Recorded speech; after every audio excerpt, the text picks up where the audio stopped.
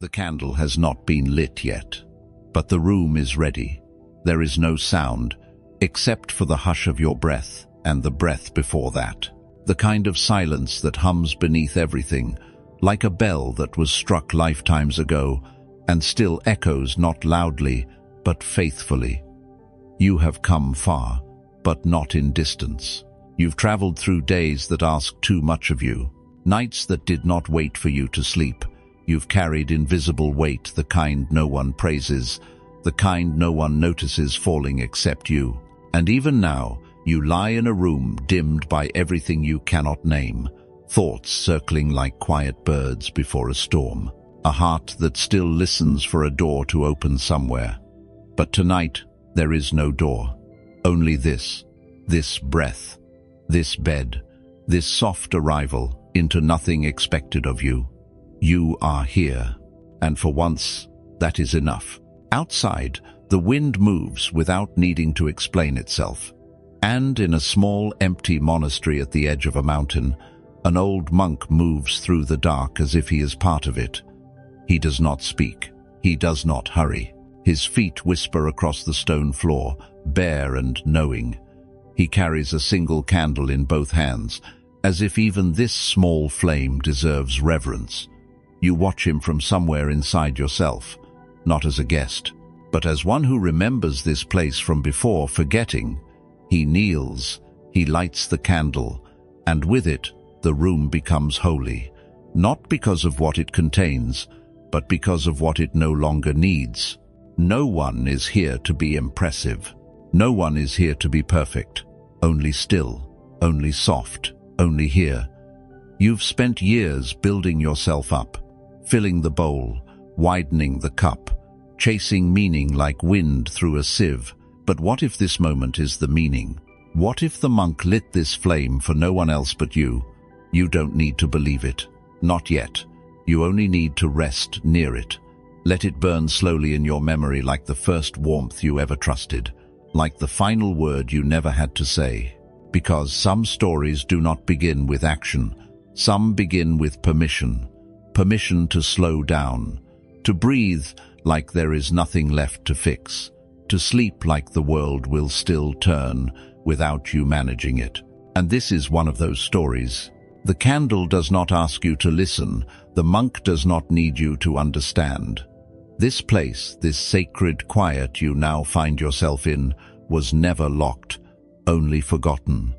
And now you remember, not with thought, not with reason, but with your body softening into the bed beneath you, with your spirit loosening its grip on the day, with your heart not knowing what comes next and not needing to. Have you ever noticed how breath finds you even when you stop chasing it? How night wraps around you without being told where to land? There are no conditions here, no achievements, no spiritual progress to perform, only silence. And you, and the candle. It flickers now, just slightly as if bowing to the part of you that made it this far. The tired one, the cracked one, the one still learning how to let go without losing anything that mattered. You carry much, but not forever. Even stones grow soft under rain. Even sorrow becomes part of the path when walked with enough stillness. Let your shoulders drop. Let your thoughts blur. Let the warmth of this story begin to seep into the places you've kept hidden, even from yourself. This is not the time to understand. This is the time to be held. The monk will not speak. Not yet. He waits. As monks do. He knows the story begins, not with his words, but with your silence. And so, we sit together. Not to teach, not to fix, but to remember what it feels like to be safe in the dark with a light no one can take from you. A candle, a breath, a beginning. This is the breath before the story. This is the peace before the peace you will fall into next. And now you may rest. The flame does not grow. It does not shrink. It simply stays. Like an old friend who doesn't ask questions but refuses to leave. You are not asked to do anything with this moment. Not solve it. Not transform it. Not even name it, just meet it. Meet it the way clouds meet the mountain softly, without collision, without needing to be more than mist. This is how healing begins, not with thunder, not with triumph, but with the smallest return to yourself. You are not the noise. You are the one who hears it. You are not the thought. You are the one beneath it. You are not the wound. You are the one that holds it like a mother holds her crying child without rushing. Even the mind eventually bows to stillness. Even fear knows how to rest when no one feeds it. And tonight, nothing is feeding it. You are safe, not because the world is quiet, but because you have chosen to stop chasing the noise. In the flickering candlelight, you see the monk's face now. It is not the face of a teacher. It is not the face of someone with answers. It is a face made of moonlight and dust, with eyes that have seen too much to need to speak. He does not look at you.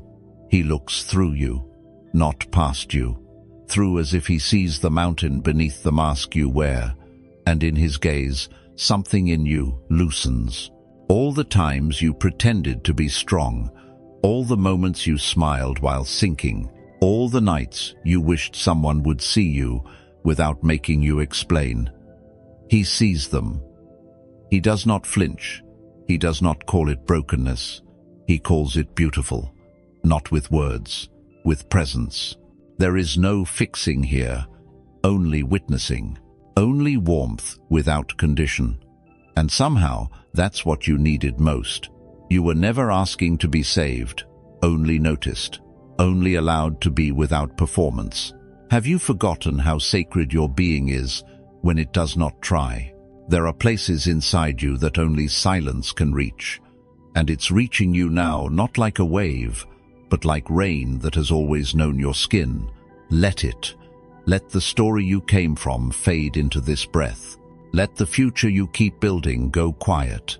There is no temple holier than this moment you are still enough to feel. And what you are feeling now is not nothing.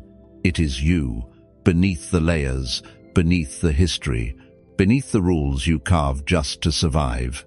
The candle does not ask where you've been. It does not measure your worth by how quickly you heal. It just burns, and in its light, you begin to remember you are not behind. You are not late. You are not missing anything that is meant for you. You are simply tired. And tiredness is not failure. Even the monks rest. Even the old trees sleep through winter. Even you can put it down tonight. Whatever it is, the shame, the urgency, the pressure to become something more. Let it sit beside the candle. Let it be warmed. Let it melt. Let it become just another thing you once carried. The monk does not speak, but you feel his voice as if it echoes from the stone walls. Not in words, in being. And it says nothing more than this: you've suffered enough. Not because you are weak, but because you've been strong for too long. And you know it's true. Even if your mind protests, even if your heart doesn't know how to trust it yet, the flame dances once, as if to agree, then settles, steady, like your breath, slowing now, coming home. You've done enough, not just today. In this life, you've held things you never should have had to hold, and tonight you can set them down, not forever, just for now. The breath before the story is not a pause. It is the story, the one you always needed, the one that asks nothing of you except presence. You are not a problem to solve. You are a candle that forgot it was already lit, and now you remember. The monk exhales, barely audible. The flame flickers once more.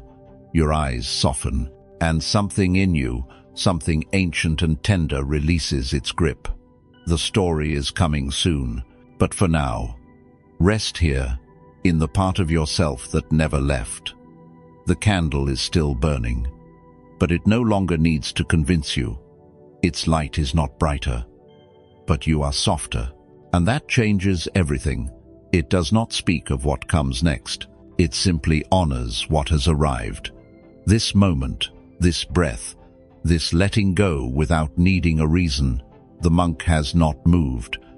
And yet, everything has shifted because you have allowed it. You've allowed yourself to lie down, not to rise stronger, but to dissolve for a little while into peace. You've stopped asking the night to justify itself. You've stopped asking the silence to explain what it holds. And now, you can be held. By what? By stillness, by air, by the unseen arms of a universe that has never once stopped cradling you. There are no achievements here, no steps forward, no steps back, only a return to the part of you that was never lost. Even when you wandered, even when you doubted, even when you believed you had failed something sacred, you hadn't. You were only tired, and the path had grown loud. But here in the hush of this room, with the candle watching and the monk breathing beside it, you remember what silence sounds like on the inside. It is not empty. It is full of things you forgot you loved. The rhythm of your own heartbeat, the soft weight of your limbs resting without defense, the breath that arrives like a guest and leaves without goodbye. This is the monastery of the present moment, not built by bricks, built by surrender. You do not need a shrine. You do not need robes. You only need the willingness to be exactly as you are and call it holy. The monk still says nothing, but in the quiet, you hear a story. Not with ears, with memory, the kind that lives beneath language. It is not a story with a plot. It is a story with a flame. It flickers through you, showing you moments you had forgotten were beautiful. The time you cried, and no one saw but you still let yourself feel it. The time you stayed when you could have run. The time you left when staying would have broken you. The moments of quiet bravery you never called courage because no one applauded. The sacredness of all those invisible victories return now like fireflies you thought had vanished. You are not empty. You are luminous in places no one else can see. The monk knows this. So does the candle. They do not need to explain it, and neither do you. It is enough to know that tonight you are not alone in your tiredness. The moon has wept quietly for ages. The trees bend in storms not to break, but to listen. And you too are allowed to fold into yourself like that, not to disappear, but to remember your shape was never a mistake. This script, this sacred retreat you've entered will continue. Soon, there will be stories, symbols, soft parables hidden in rivers and robes and wind, but not yet, not now. Now is the breath before all that. The breath that does not ask for anything in return, only your willingness to be still, to be real, to be held by silence without being swallowed. You have arrived, and there is nowhere else to be. Let the stories come like dreams you do not chase. Let the wisdom drip like water through opened fingers, and let this night be what it was always meant to be, a place where nothing is expected, a place where even your shadows can sleep. The monk finally moves, not away, but deeper into the stillness. He leans toward the flame and cups it with both hands, not to hide it, but to shelter it from wind that never comes. You do not need to watch. You do not need to stay awake. The breath before the story has become the story, and the story has already begun inside you. Let go now, not because you should, because you can. And now, you rest. You do not always know why you stay, why you keep holding on when your hands have forgotten how to close, why you keep showing up to a world that has forgotten to see you. There is a kind of goodness that never gets named, because it does not shine. It does not shout. It only stays. And you have stayed longer than most would, not because you are fearless, but because somewhere in you there is a vow, quiet, invisible, older than language. Tonight, you are not asked to explain that vow, only to be near the one who made the same. In the beginning, he too could have left. The path was clear, the gate was open, the breath had stilled, and the final flame had invited him into the great, extinguishing the peace beyond becoming. Nirvana, the release from all hunger, the silence after the last sound. But he turned around.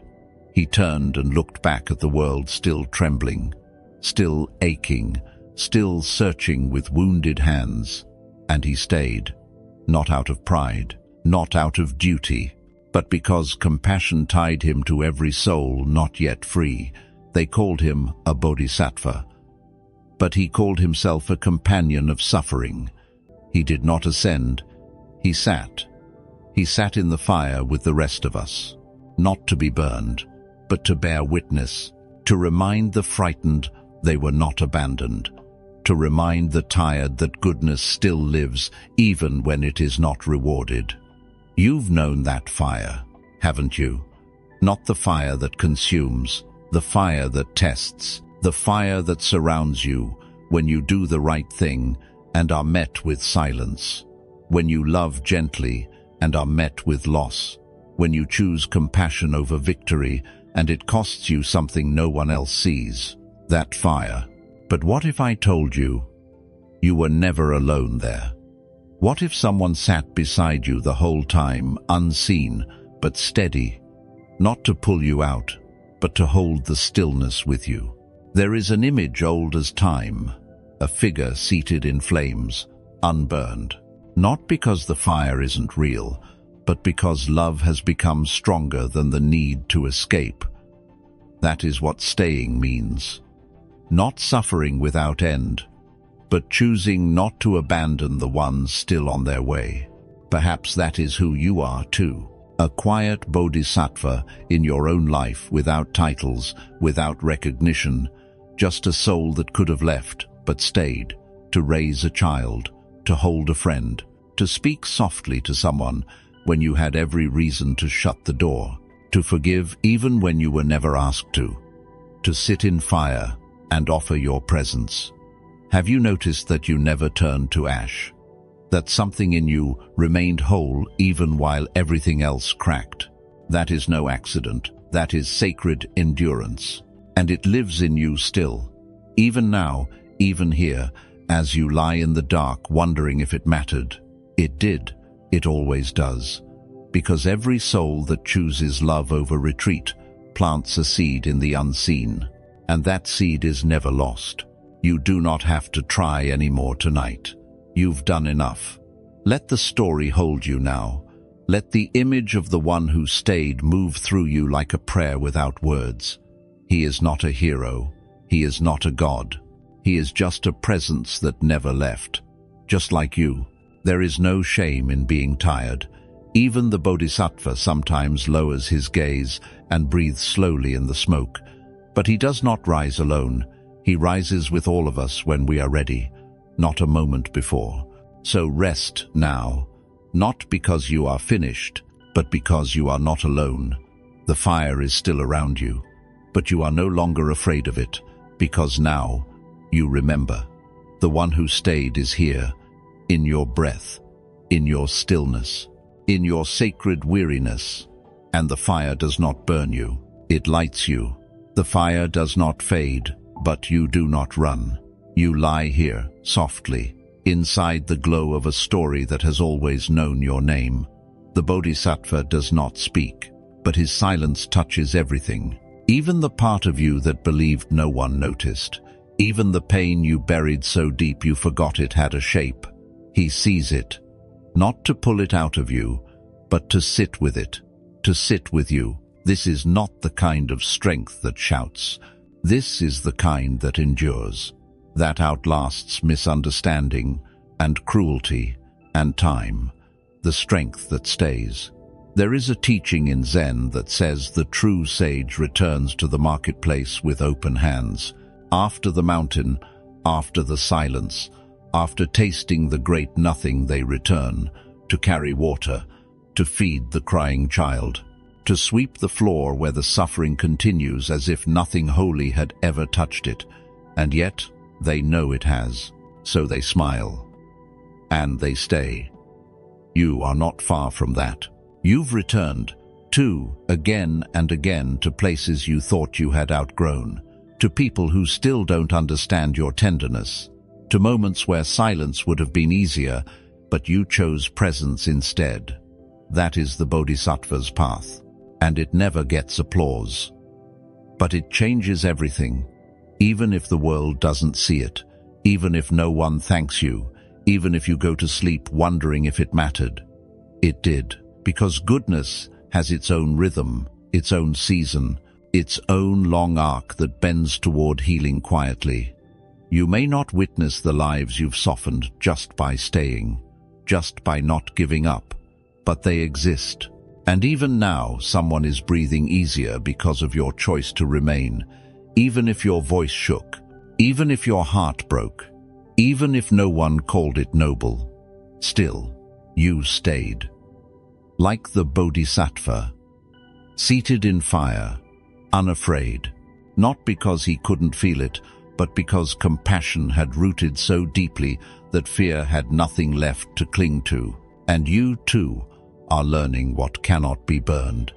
Your tenderness, your vow, your unseen prayers that wrapped around strangers who never knew your name, they remain.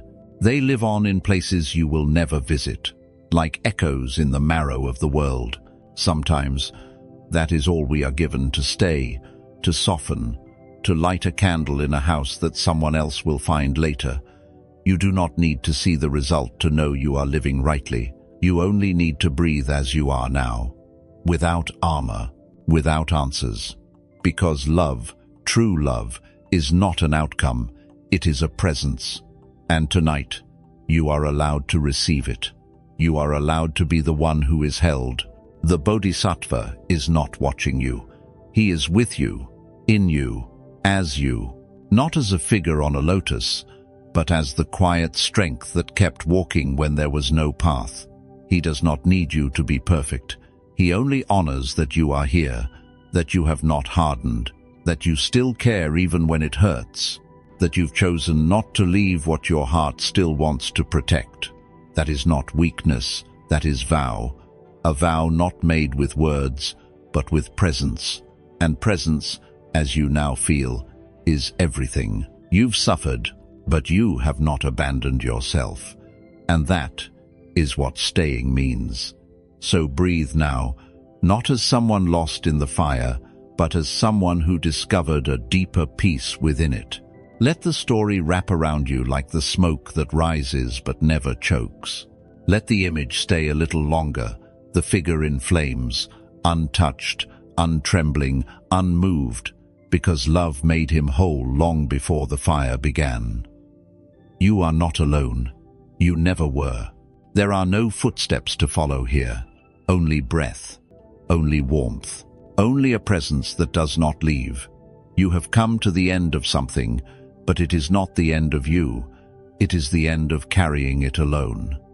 Let that settle, like ash on the shoulder of a monk who has walked through fire not to escape it, but to understand it. The Bodhisattva never promised to rescue the world, only to remain in it, to remain with it, to keep sitting while others run, to keep loving while others forget, to keep offering water even when the well feels dry.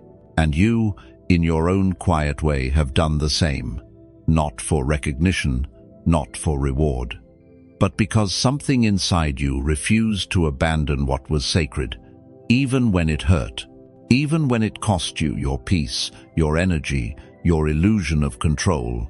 You stayed. And that staying was your liberation, not the kind that floats above suffering, but the kind that walks through it without turning away. This is the vow of the Bodhisattva, to return again and again to the places where pain still lives, with arms that know how to hold it without needing to fix it, to become the stillness in the center of someone else's storm, to become the soft ground beneath someone else's fall, and sometimes to become your own refuge when no one else knows how to hold you. You've done that, and no one saw. But you did, and I see it now. In the quiet of this night, where even the fire grows tired, you are seen, not for what you've produced, but for what you've endured without losing your tenderness. Even the gods bow to that. Even the earth listens when someone weeps, but does not run.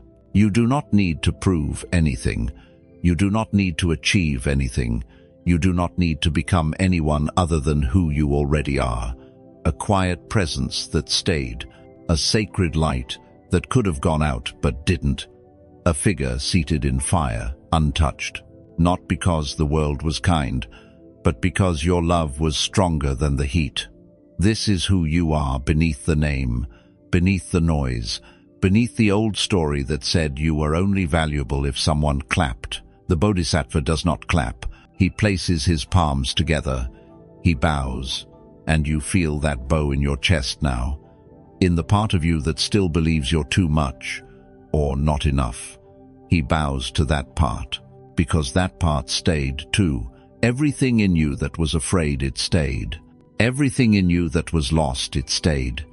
Not because it was brave, but because it belonged to you, to this world, to the fire and the light beyond it. There is nothing more to hold tonight, nothing more to do. The vow is alive. It does not need you to carry it. It carries you now. Let it. Let it carry you through this breath, through this hour, through this sleep that is not escape but return, to the part of you that has always been whole. And when you wake, you do not need to rise quickly. The world will still turn. The fire will still burn. But you will remember something new, not with your mind, but with your bones. That staying is its own kind of freedom. That love, unreturned, is not wasted. That even your suffering was a doorway to your vow.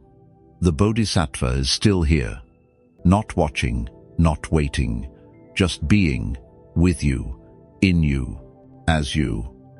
Because compassion never leaves. It only becomes quiet enough to be heard. So now, breathe, release, soften. Let the flame settle into memory. Let the vow rest where it belongs in your heart, untouched by the world's forgetting. You have stayed, and that is enough. You are enough. And now, you rest. It wasn't your fault. Not the first pain, not the sharp moment that pierced through. That came suddenly, from outside, from somewhere you could not control. A word, a silence, a loss you weren't ready for, a leaving, a wound. That first arrow is part of being alive. Even the Buddha was not spared it. But what followed, what stayed long after the moment had passed, that was the second. And that one you carried. You didn't mean to. You just didn't know you didn't have to. Tonight, we sit gently beside that truth, not to blame, not to judge, but to see, because seeing is the beginning of release. There is a story, simple, ancient, true. A student asked the Buddha, "Why do I suffer, even after the pain has passed?" And the Buddha said, "When an ordinary person is struck by an arrow, they are hurt, but then they shoot themselves again with their own hand. They replay, they resist, they question, and they cling. This is the second arrow. And in that moment, you see it how many times you've been pierced, not by life, but by your own holding, not because you were weak, but because you were human, because you thought if you could understand it, you could undo it, because you believed that if you kept turning it over in your mind, some new angle might set you free. But pain doesn't release through thought, only through space. Like an arrow dropped in water, not pulled, not broken, just dissolving, softly. You've held so tightly, haven't you? To what hurt, to what confused, to what you wish had gone differently. Maybe someone betrayed you. Maybe life rearranged what you thought would stay. And somewhere in the quiet, you picked up a second arrow and drove it in by wondering, why me? By asking, what could I have done? By replaying what cannot be relived. But it's not your fault. It never was. You were only trying to heal in the only way you knew how, by controlling it, by holding it close until it made sense. But not everything painful is meant to be understood. Some things are meant to be let go while they are still a mystery. Not to abandon the lesson, but to let the wound breathe. Let it breathe now. You do not need to clench around it. You do not need to name it. You only need to imagine a bowl of still, clear water, and in your hand an arrow made of memory. There's no anger in your hand, only tiredness. And slowly, without demand, you let the arrow touch the water. At first, it floats, unwilling, familiar. But water is patient, and so are you. So you do nothing. You simply watch. And slowly, it begins to change. It doesn't shatter. It softens. It sinks. Until even its shape is no longer sharp. Until the pain becomes part of something vast. This is how healing happens when it is not rushed. This is the way the second arrow is unmade. By presence, not force. By surrender, not logic. And by love, not for the pain, but for yourself, for having carried it. How many arrows have you held, thinking they were yours to keep? How many moments of peace have been pierced by what is already gone? Tonight, you are allowed to stop aiming at yourself. You are allowed to set it down, not forever, just for this breath, just long enough to feel the difference between pain and suffering, between the first and the second, between what life gave you and what you no longer need to give yourself.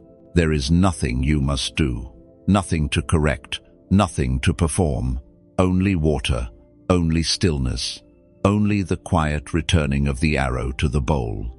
And now, you rest. There is a silence that follows the letting go. Not the silence of emptiness, the silence of peace. The mind doesn't know how to name it. It tries. It whispers. But what if it happens again? It wonders. But shouldn't I be more prepared? And gently, you return to the bowl. You remember, it is not about preparing for pain. It is about not preparing the second arrow. Life will still arrive. It will still change its mind. People will leave. Plans will dissolve. Your heart may ache again. But suffering that long, spiraling ache of self-inflicted wounding that is no longer required. You know now. You've seen what happens when you give pain space instead of a story. You've tasted the softness of not tightening around what hurt. It doesn't mean you forget. It means you no longer live inside the moment that already passed. Like smoke rising from incense, long extinguished, you can still smell it, but it no longer burns. This is what the water teaches. It does not fight the arrow. It accepts it, surrounds it, lets it change without needing it to vanish. Could you do that with what you've held? Not to erase it, but to welcome it into a larger quiet. To let it float in the vast stillness you now carry. Because you do. You carry it now, that stillness. Even if small, even if fragile, it is here. Like a soft pond in the center of your chest. Let it ripple. Let it hold what your mind still circles around. You do not need to chase the answers. You do not need to punish yourself with what ifs and I should have known. Those are second arrows, sharp, endless, silent thieves of peace. And tonight, you put them down, one by one, thought by thought, doubt by doubt, with kindness, with breath, with the quiet truth that you have suffered enough. This is not a surrender to ignorance. This is a vow to gentleness, a vow that says, I will no longer be cruel to the one who lived through pain. That one is you, and you deserve mercy, not only from others, from yourself. You've gone back to the scene of the wound so many times, relived it, replayed it. But now, the path leads somewhere else, to the present, to the breath, to this quiet room where your body is no longer in danger, where your thoughts can finally soften. And in that softening, the second arrow begins to dissolve, not all at once. But surely, like ice in warm water, you don't need to rush it. You don't need to heal perfectly. There is no grade, no scale, no enlightenment score. There is only this, your willingness to loosen, to let the story be a story and not a sentence. To let the pain be part of your past, not your identity. You are not the wound. You are the one who noticed it, who held it, who stayed alive even while it ached. That is already enough. You are already enough. So let your shoulders sink. Let your stomach unclench. Let your jaw soften. Even the muscles have been waiting for your permission to stop bracing. Give it now, gently, not like a command, like a lullaby you forgot you knew how to sing. And if the arrow rises again, let it. But this time, let it rise in water, not in fear, not in tightness, in presence. The kind of presence that sees the pain and does not add more.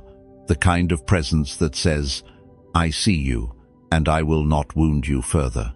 This is how we begin again, not with answers, with spaciousness, with enough room inside your breath for life to pass through without leaving shrapnel behind. You are already becoming what you once thought you had to protect yourself from, whole, soft, awake, and now you rest. The water holds everything now, the memory, the sorrow, even the edge of the old wound. But it is not sharp anymore, because you are no longer pressing against it. It floats like a leaf that once belonged to a storm but now drifts without purpose, without pain, just being. This is what release feels like. Not dramatic, not sudden, just quiet. Like forgetting what you were guarding against. Like waking up and realizing the war ended long ago. No one told you you could let it go. No one said you didn't have to keep proving you were hurt. But now, you know.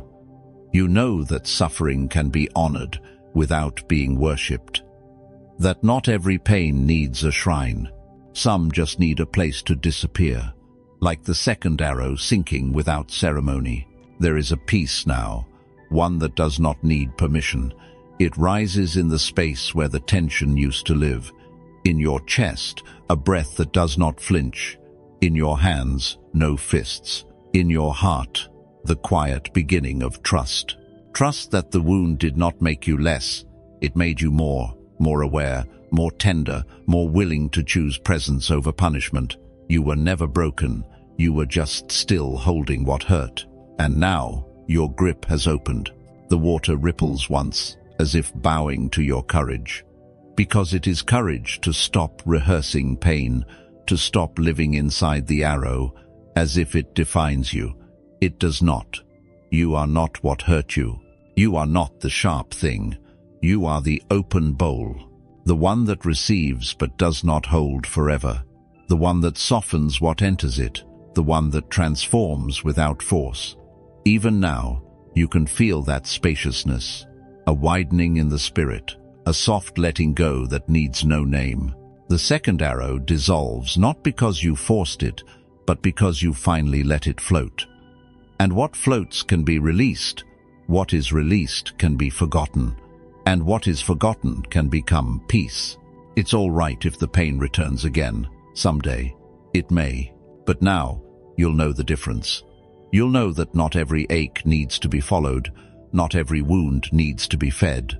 You'll remember the water.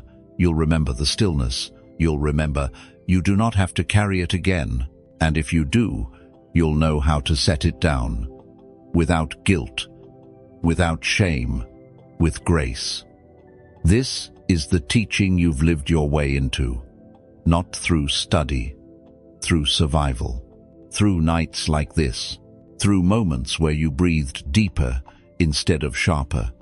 And so, the arrow becomes the teacher, not because it stayed, but because it passed, because it reminded you of your own hands, how gently they could open, how sacred it is to unclench.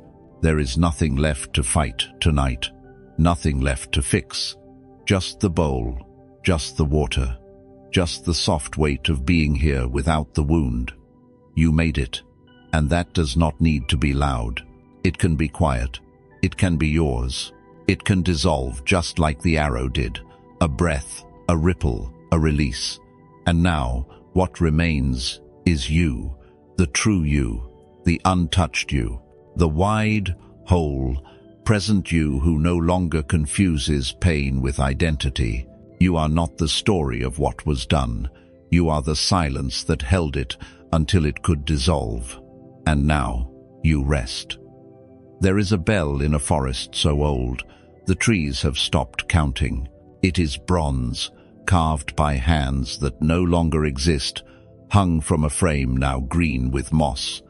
And it is cracked, not in a way that ruins it, not in a way that silences it, but in a way that changes the sound, no longer perfect, but deeper, wider, as if the silence inside the bell has learned how to sing. You wouldn't know that by looking. From a distance it looks like something forgotten, bent, unrepaired. But when the wind passes through soft and without effort it sings. And that sound does not beg for approval. It simply echoes into the fog like a truth too sacred to polish. You are not so different. There is a place in you that holds a crack, a place that once rang clearly before the breaking, before the leaving, before the moment everything changed. You remember what you used to be, whole, confident, unshaken, or maybe that was only an idea you were taught to carry. Still, you felt the break. You feel it still. A fine line running through your center, not always visible, but always present. A voice inside you sometimes wonders, am I still worthy? Can I still give something beautiful? And tonight, the forest answers. It answers with the sound of that old bell ringing softly in the mist. Yes, it says, you still can.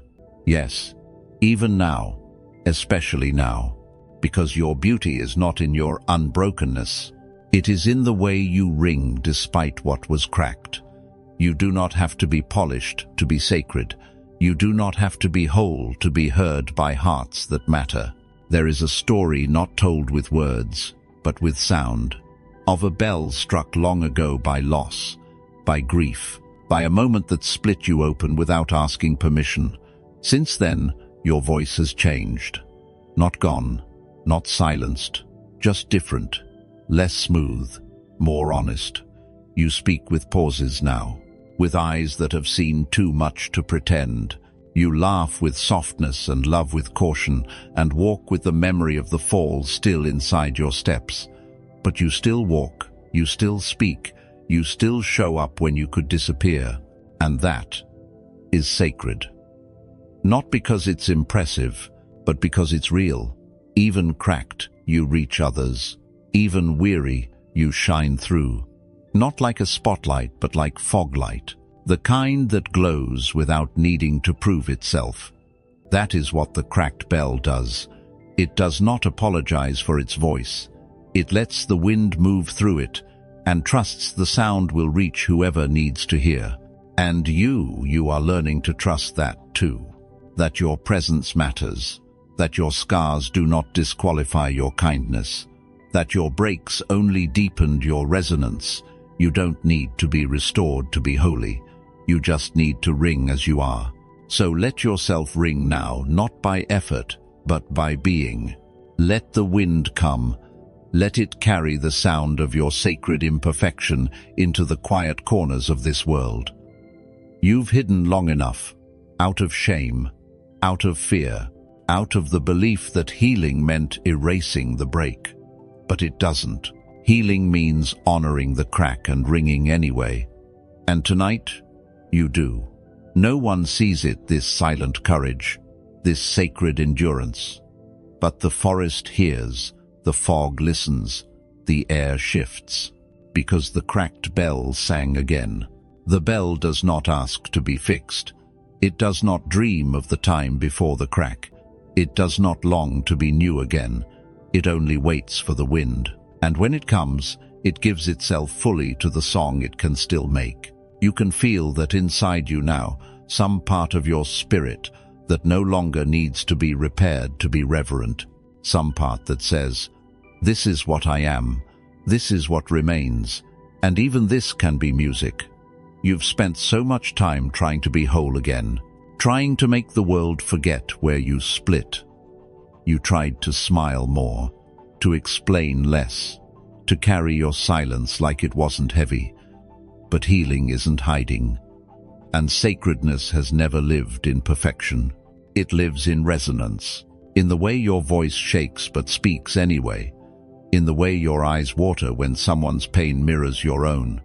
You are not whole in spite of the crack. You are whole because of it, because through it, you became human, tender, aware. You learned how to listen to what doesn't speak loudly. You learned how to feel what others bury, and that is the true bell, not made of bronze, but of compassion. You've rung it 1,000 times without knowing, when you sat beside someone and didn't try to fix them, when you forgave without being asked, when you cried and still cooked dinner. You were ringing, each act a low, honest chime in the fog. There are people who heard you without knowing they heard. There are lives touched by the sound of your gentle presence. And now, as you lie here, the world quiet around you, know this. You do not need to shine to be felt. You do not need to impress to be received. You only need to remain open to the wind, because when it comes, as it always does, it does not choose the perfect vessel. It chooses the one who does not resist. And that is you now, a vessel not for answers, but for truth, even cracked, especially cracked. The crack is not a flaw. It is the place where life entered. It is the mark of survival, the evidence that you lived, that you were struck and still sing. No one can take that from you. No shame can cancel it. No silence can erase it. The sound you make is not what was planned.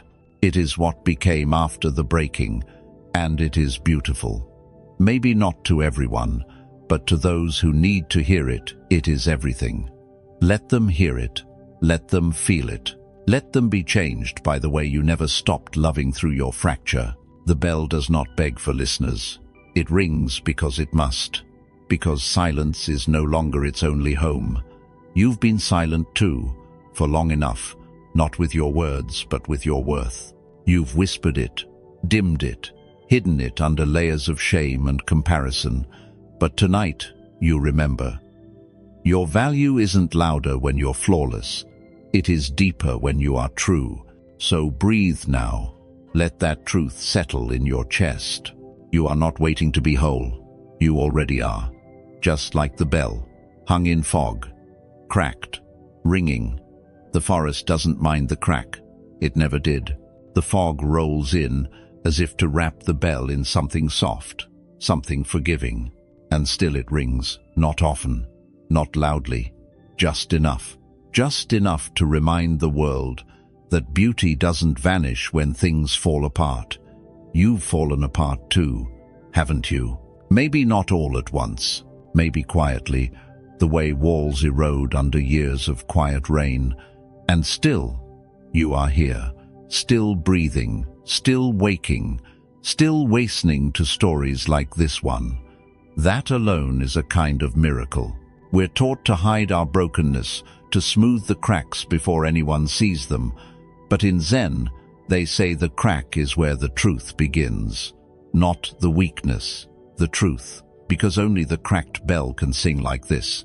Only the wounded can hold the weight of another's sorrow and not flinch.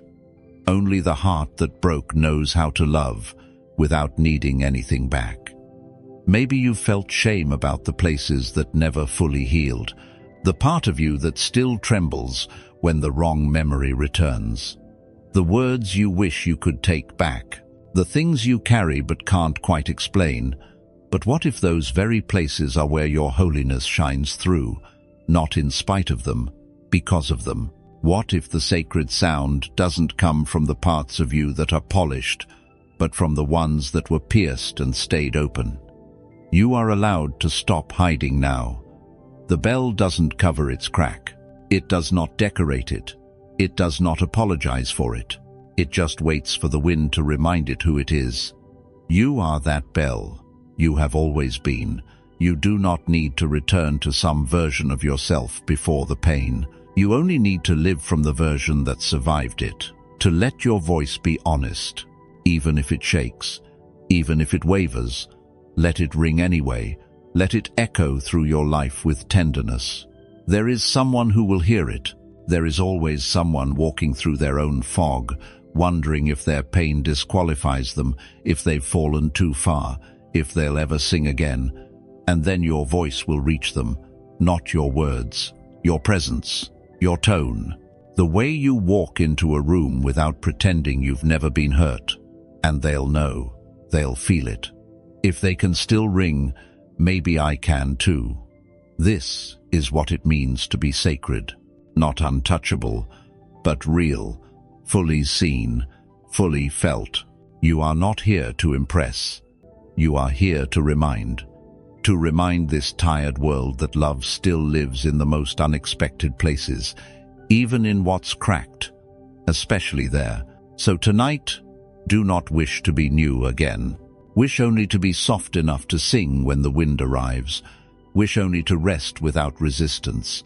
Wish only to honor your own sound, however changed, however unpolished, however real. Let your breath become the bell tower. Let your chest carry the chime. Let your sleep be the echo of all the ways you've endured with grace. You are not forgotten, not by the trees, not by the fog, not by the ones who've ever heard you just as you are. You are still ringing, and that sound, low, quiet, holy, moves through the world in ways you'll never fully know. Let it carry you now into a silence that no longer hides you, but holds you. The cracked bell still rings. So do you. And now, you rest. You were taught to work for everything, to earn your rest, to force your growth, to fix what hurt with effort, intention, control. But not everything blooms because you made it. Some things bloom simply because there was space. There is a hillside in a quiet part of the world where no one plants, no one prunes, no one guards it with fences or waters it in the morning.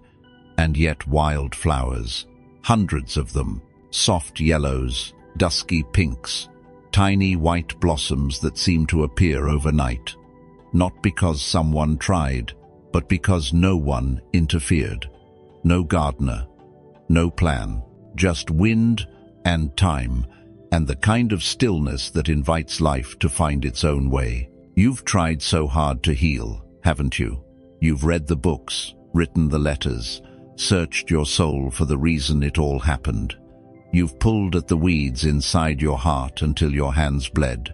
And still, the peace came slowly, if at all. But what if healing isn't a task? What if it doesn't come from force? What if it doesn't grow when watched? What if the peace you seek is like those flowers appearing in the cracks only when left untouched? You don't have to do so much. There is a deeper wisdom beneath all your effort. A rhythm that existed before you ever knew what self-improvement meant. The trees do not rush. The stones do not worry. The river does not make lists of who it needs to become. And yet, they all change. They all soften. So do you. Even now, without trying, your breath slows you. Your body remembers how to rest. Your heart opens quietly when no one asks it to. This is the garden that grows without a gardener. The one you carry inside. The one you forget when you are too busy managing your healing.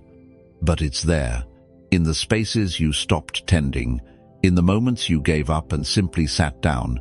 Healing lives in that surrender. In the afternoons you napped instead of pushing. In the nights you cried without needing a solution. In the pauses between plans. Have you noticed how something always grows in the places you leave alone? How even stone can split to make room for green? That's not failure. That's the nature of life. It wants to grow. Not because you make it, but because it must. You are not separate from that. You, too, are made of blooming. Even now, even here, in the quiet dark, where you wonder if you're doing enough. You are. Not by force, not by strategy, by being. That's all nature ever does, and it is enough to cover the earth in beauty. So tonight, rest in that. You are not behind. You are not late. You are not broken because things didn't respond to your effort. You simply forgot that wildflowers bloom without tending. Let that be your truth now. Let it soften the grip you've kept on the story of your healing. You are allowed to stop managing it, to give it space, to let the soil rest, to let the rain fall without collecting it. You are allowed to heal like the hillside, effortless, unguarded, slowly, and in your own time. You don't need to know what's coming next. You only need to let it come. There is a kind of softness that doesn't announce itself. It arrives quietly, like the first green shoot through winter's crusted soil. You do not command it. You do not schedule its arrival. It comes when the earth beneath your pain has had enough stillness to become fertile again. That is what's happening now. Even if you can't feel it, even if you think nothing's changing, even if the world looks the same, underneath your tired thoughts, beneath the places that still ache, there is a hidden garden beginning to stir. Not because you are trying, but because you are no longer in the way. All the effort, all the fixing, all the ways you tried to accelerate healing were never wrong. They were simply loud. And healing is quiet. It does not shout. It whispers. It grows where there is room, not where there is pressure. Have you ever noticed how weeds don't ask permission? They find the space between the stones. They find the light without needing a blueprint. They rise because there is room to rise. You are not broken. You are a field too often trampled by your own urgency. You don't have to run anymore. You can lie down now. Let the moss return. Let the roots spread. Let the wildness do what it was always going to do. The garden you seek is not the one in the books. It is not the one measured in steps or stages. It is the one growing in the part of you that finally stopped demanding to be healed, that finally said, maybe it's okay if I'm not okay right now. Maybe I don't need to bloom to be worthy. And in that breath, you made space. And in that space, something grew. Maybe it wasn't visible. Maybe it wasn't dramatic. But it grew. A small trust. A moment of rest. A single petal of peace on the branch of your heart. This is the garden without a gardener. It does not grow on schedule. It grows by permission, by patience, by presence. And now, you are beginning to understand that healing isn't a finish line. It's a climate. It's the kind of soil you let yourself live in. So live in stillness. Live in breath. Live in the parts of you that no longer push. Be the hillside that lets the seasons pass. Some days will bloom, others will go silent, but all of it is part of the same becoming. Even the parts that seem empty are just fallow, resting, preparing. Your rest is not laziness. It is compost. It is returning what was taken back into the earth, so something else can grow in time. Tonight, you do not need to cultivate anything. The garden is already there. You only need to walk through it without needing to name what each flower means. You are not a project. You are a meadow. You are not a deadline. You are a cycle. And the wildflowers in you do not bloom for applause. They bloom because the wind blew, and the rain fell, and there was finally enough room to let them live. So let them live. Let them grow without tending. Let them root where you least expected. Let your pain become a place where something soft can still rise. There is no gardener, only time, only breath, only the wide, open possibility that you do not have to be fixed to be blooming. You are already blooming in ways you cannot see, Somewhere in you, a flower has already opened. Not because you forced it, because you finally stopped pulling at the stem. That's how healing grows. Not when chased, but when left alone long enough to remember what it is. We are taught to interfere, to dig, to diagnose, to solve. But the garden does not ask to be solved. It asks to be seen. It asks for space, for softness, for silence. And tonight, you've given it that. You've stepped back from the noise of effort and into the stillness where things unfold on their own. No hands, no plans, just breath. This is where the stone begins to crack. Not with violence, but with patience. And from that crack, something small and green and wildly alive finds its way toward the light. You've done this too. So many times you didn't notice. You let go. You got quiet. You allowed time to do what time always does. And the healing came. Not all at once, but surely. In the way you no longer spiral when someone misunderstands you. In the way you walk away when once you would have chased. In the way your body sighs instead of braces. These are blooms. You are full of them. Even the sorrow that still lingers, look closer. It's not a weed. It's a plant that remembers how deep your roots go. You don't have to pluck it. You don't have to label it. You only have to sit beside it, to breathe with it, to recognize that even sorrow can soften in sunlight. You are no longer a wound pretending to be a garden. You are a garden that knows how to hold its wounds. And there is no one tending you. Only you. Only the breath. Only the earth beneath your ribs, knowing exactly how to break open in just the right places. There is no master plan. There is no final state. Only the rhythm of things unfolding when you stop interrupting them. You are not behind. You are not late. You are not failing because peace isn't constant. You are learning how to let life grow without demanding proof. That's all healing ever asks. Not faith, not perfection, just room. And you've given it. Even now, by listening to this story, you've opened a space for something new. You've become the garden without a gardener. You've become the place where softness returns after the storm has passed. You don't need to explain it. You don't need to share it. Some beauty is meant to exist quietly. Like wildflowers sprouting from stone. No one planted them. No one named them. They just appeared. And maybe so did you. So let yourself be exactly as you are. Untamed, unmanaged, in bloom. No tending required, no judgment applied. You are already enough. You've already healed in ways the world may never recognize. And that's okay. That's more than okay. That's sacred. Let it be sacred. Let it be slow. Let it be unseen. Let it be effortless. You were never meant to carry so much. You were meant to allow, and now you are. Let the air pass through you like wind through tall grass. Let your body soften like soil after rain. Let your breath return like birds after silence. The garden is not waiting for you. It is you. So sleep now, not as someone trying to heal, but as someone who already is. Sleep like stone. Sleep like seed. Sleep like something that trusts the seasons to carry it. You don't need to grow tonight. Only rest. It's okay if you almost gave up. The flame almost went out.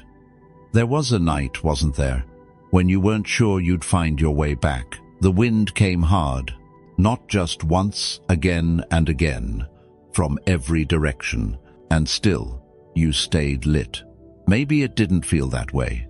Maybe all you saw was the trembling, the stuttering light, the way your own breath seemed to threaten what little warmth was left. But you are still here, and that means something, because the flame did not die. It flickered, but it did not die.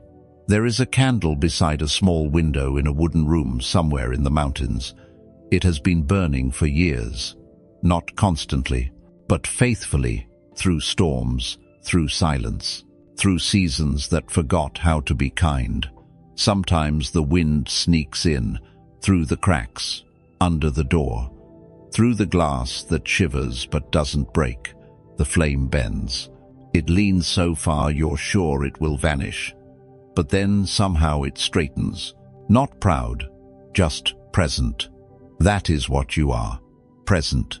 Even in your shaking, you never disappeared.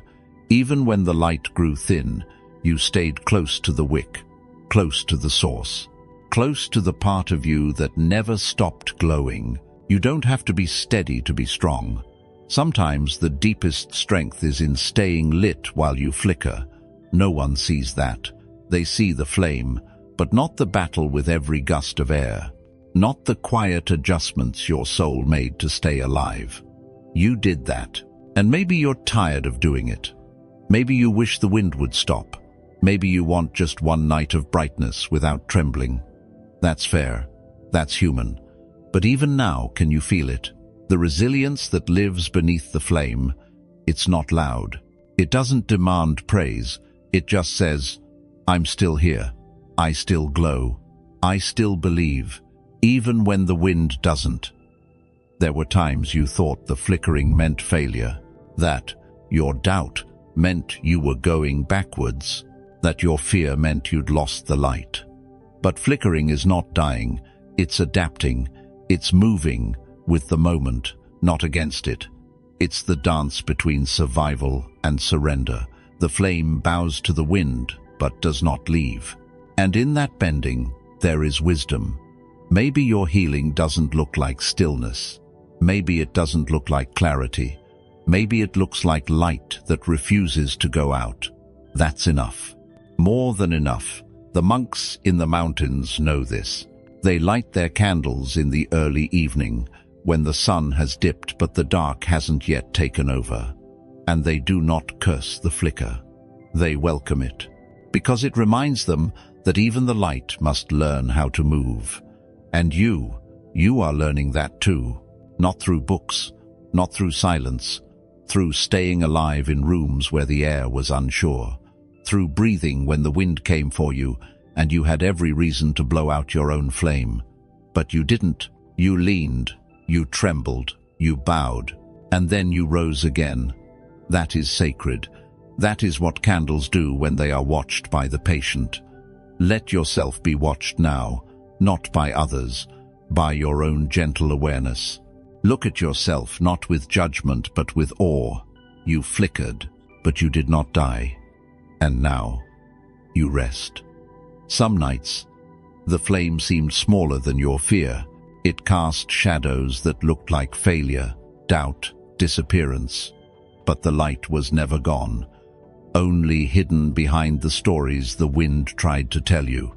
You've sat through so many winds, some sharp, some slow, some disguised as silence. The kind that doesn't scream but drains you drop by drop, and still you glowed. Not brightly, but bravely, because to flicker and not extinguish is its own kind of faith. You may not have had words for it. You may not have prayed. You may not have believed, but you stayed. And that is belief in its purest form. The monks know this. That's why they keep the candles lit through the night. Not because they're afraid of darkness, but because they understand that light doesn't need to conquer. It only needs to continue. And so they light the flame and leave it alone. They do not shelter it with glass. They do not scold it for bending. They trust that it knows how to return to center. And now, so do you. You've learned how to return. Not perfectly, not always with grace, but enough. You've found your way back to your own glow every time it seemed like this might be the last. That counts. That is the practice. Spiritual strength is not stillness without movement. It is presence inside the movement. It is trusting that your light is not gone just because it is dancing. It is letting your hands shake and your breath quicken and still saying, I will not leave myself. That's what the candle does. It stays when everything else leans away. Let that be your truth now. You are not fragile because you flicker.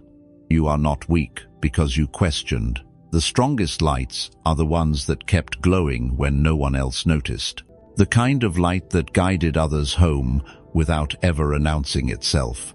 You've done that, haven't you? Guided others even while unsure yourself. Held space when your own hands were empty. Spoken softly when your voice was breaking. You didn't call it strength. You just did it. But it was strength. It is strength. And you are allowed to see it now. You're allowed to sit beside your own flame and whisper, "You didn't go out. You didn't fail."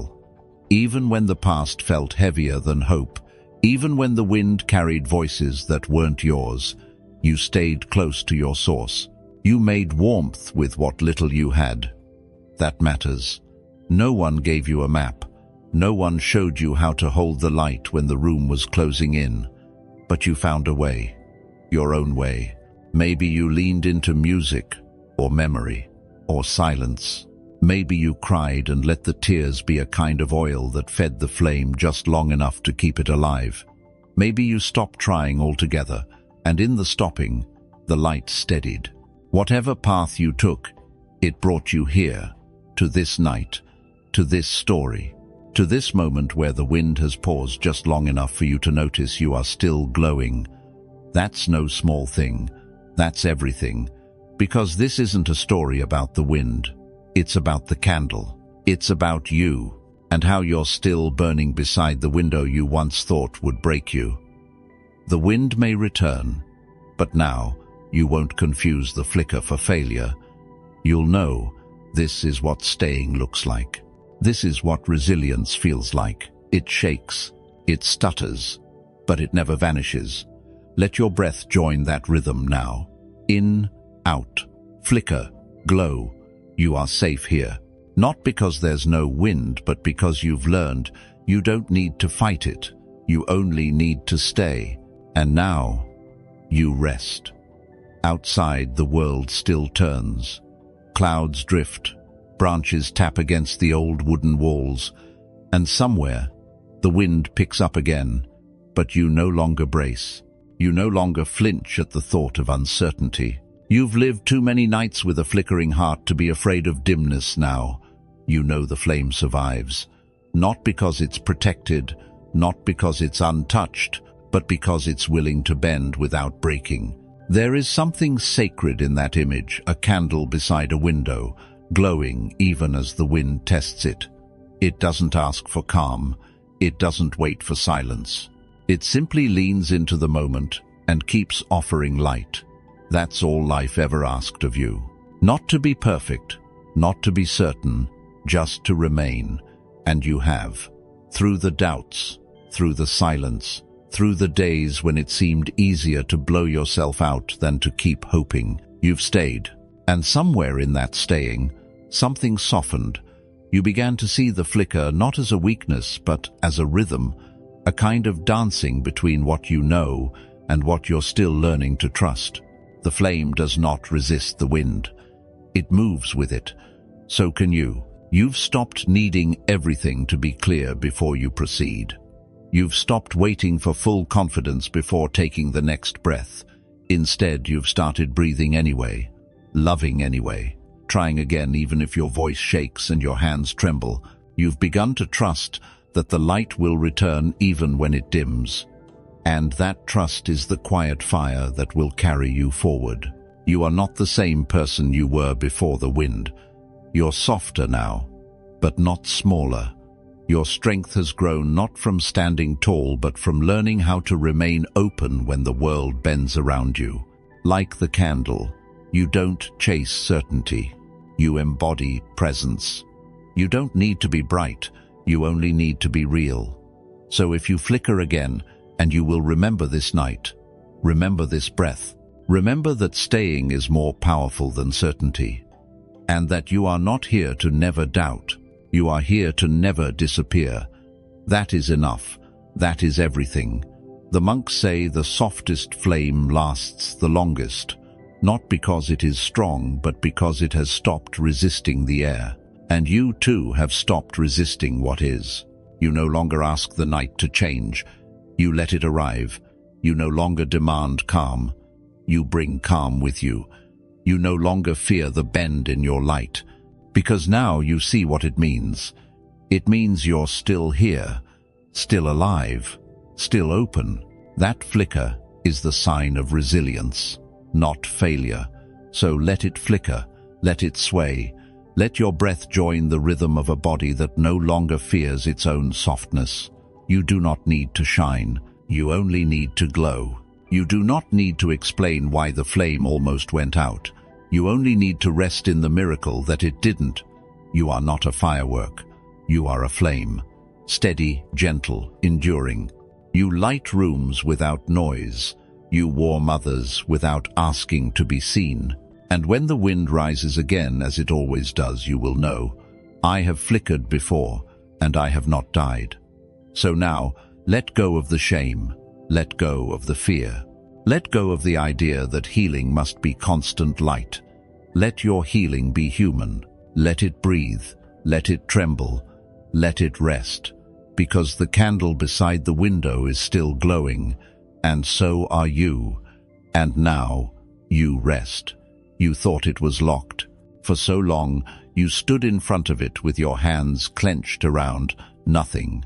A gate tall, old, with stories carved into the wood like scars. You assumed it was closed. You assumed you were too late, too lost, too far from whatever version of you had the right to pass through. So you stayed there. Not because you were weak, but because you were taught that freedom had to be earned. And gates are for the worthy, aren't they? But tonight the moon is full, and the silence is soft, and the gate is still there. Only this time you notice something different. There is no lock. There never was. No latch. No rusted chain. Not even a bar across the back. Just an opening that waited for you to stop waiting. The monk who lived here once spent years in that same illusion. He paced outside, chanting, fasting, praying for a key to arrive from the sky. He whispered apologies to the threshold, promised to be better, asked the gate to forgive him. But the gate, like all true thresholds, does not speak. It only stands, open, still, patient. And one evening, when his hunger had softened and his questions had dissolved, he reached out just to touch the wood one last time, and it moved. Not with effort, with ease. It swung inward as if to say, I've been waiting for your presence, not your penance. That is the truth you're ready to remember now. That the place you've been trying to reach, the quiet, the peace, the permission to rest, was never beyond the gate. It was through it. And the only key was your willingness to walk. How long have you waited? How many conditions have you placed between yourself and freedom? When I'm healed, then I'll let go. When I understand, then I'll rest. When I'm no longer afraid, then I'll move forward. But none of those gates were real. They were stories, shadows, ideas dressed in chains. And tonight, under the moon, you see the difference. You see the space between the doors. You see the edge of the opening. You see that nothing has been holding you back, except the belief that something was. It's a strange feeling, isn't it? To realize you were never trapped. To realize that the bars were made of thoughts, and the lock was made of fear, and that even now, you can step through. You don't have to wait for the old voices to approve. You don't need to prove that you've suffered enough. You only need to walk as you are. This is what liberation feels like. Not triumphant, not dramatic, just open, just soft. Like a wind that slips through the gate before you realize it's past. Like a breath you didn't know you were holding.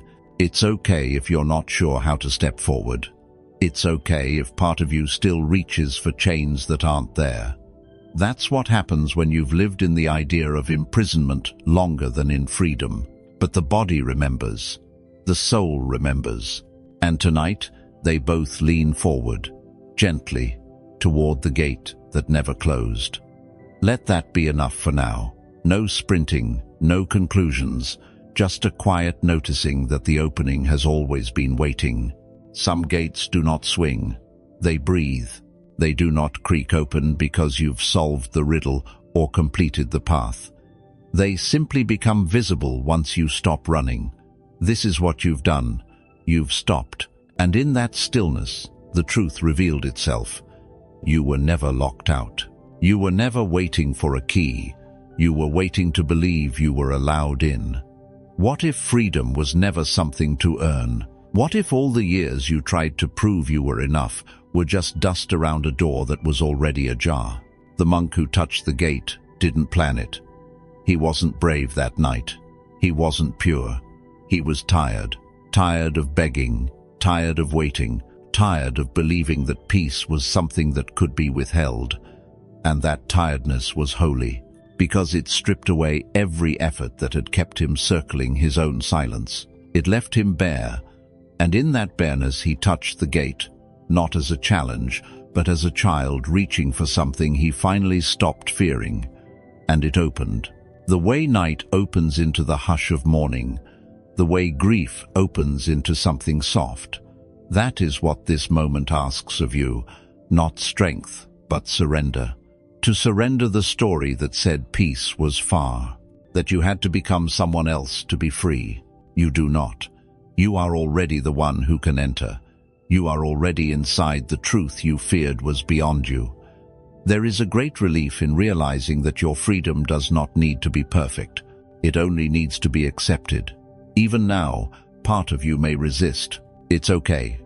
That's how long-held stories behave. They don't release all at once. They whisper from the corners. They remind you how loyal you've been to the idea of being unworthy. But tonight, you've heard something else. You've heard the breeze that moves through the open gate. You've heard the way your body sighs when it realizes it can simply walk forward. You don't need to plan the steps. You don't need to fix the voice that hesitates. You only need to listen to the quiet invitation that's always been here. It does not shout. It does not convince.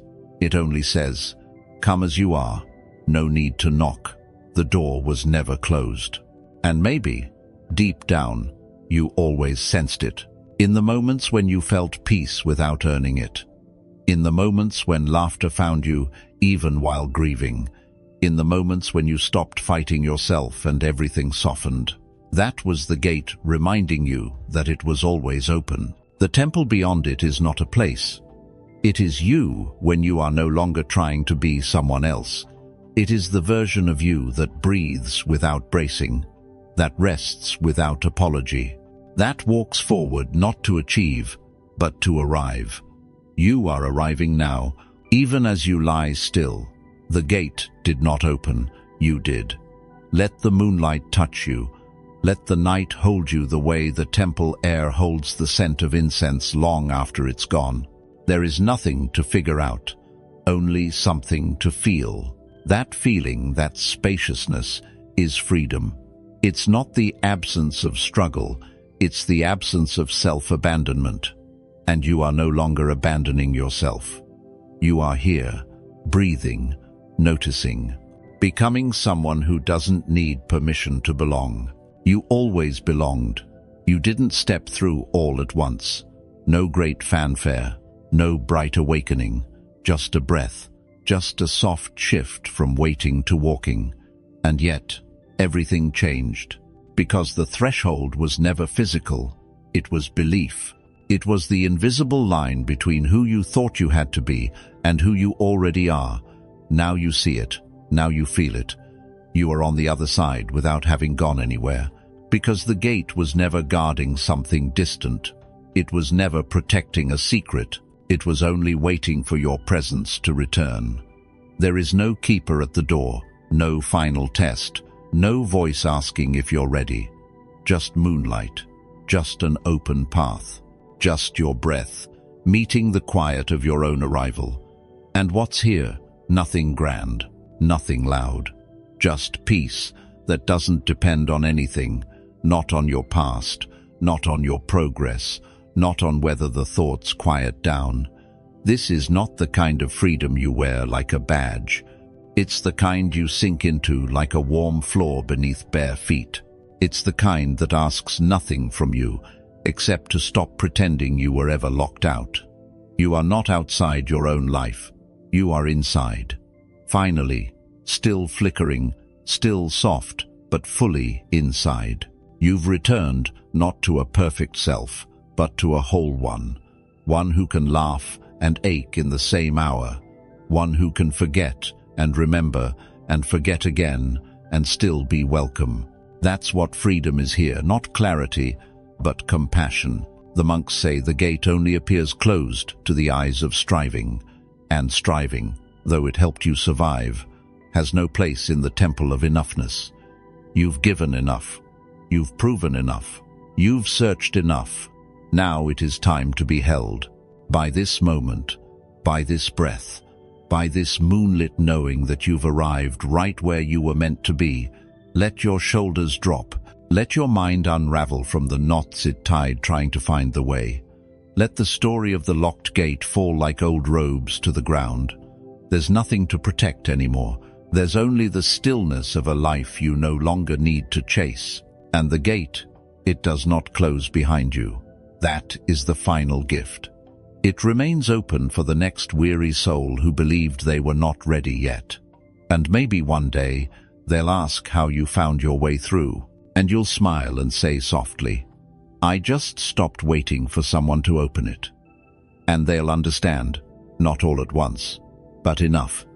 The moon rises higher now, the fog thins, and the path you thought was gone lays itself out before you, like a ribbon of silence threading through the dark.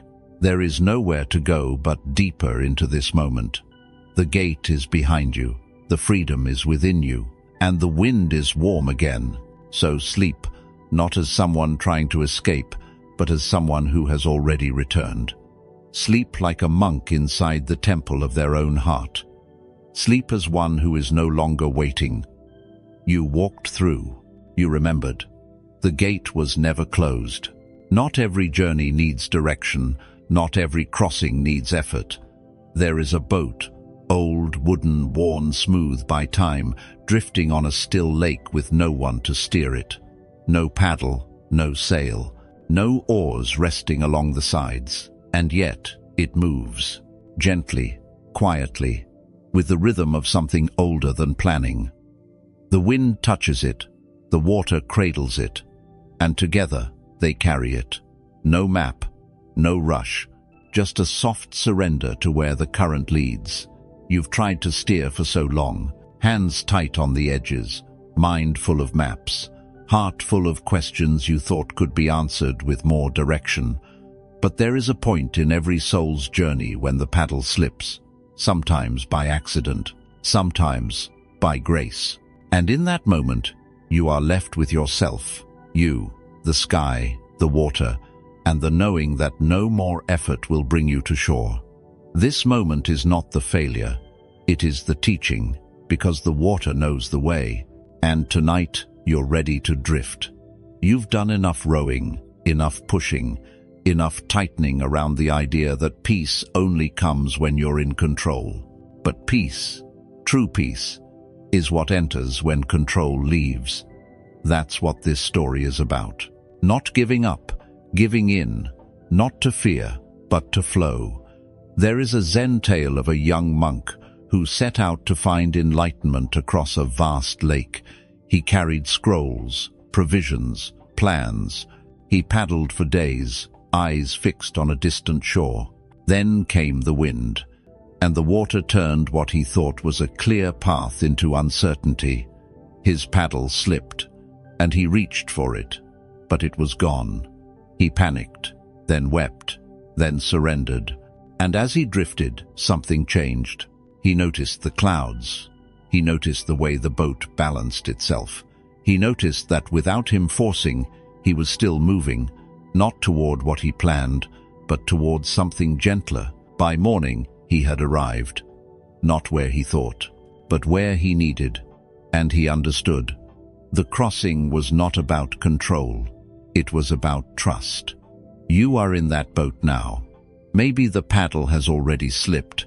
Maybe it's still in your hands, but growing heavy.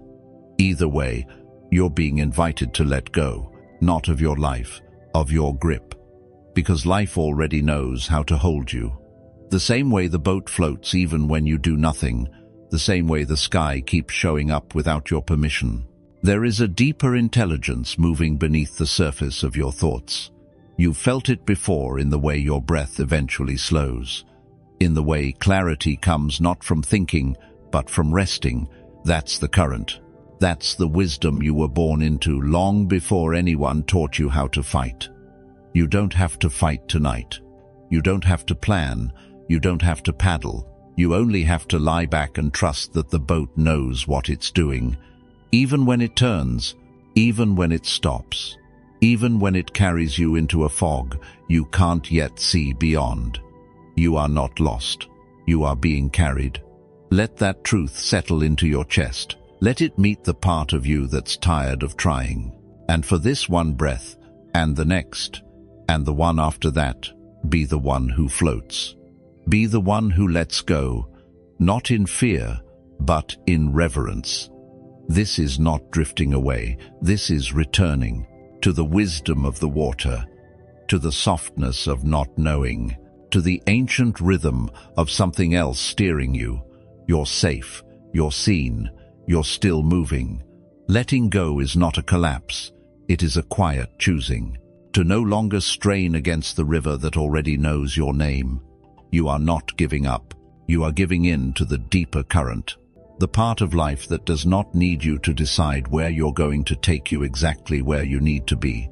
The boat is still beneath you. Its wood holds your weight without complaint.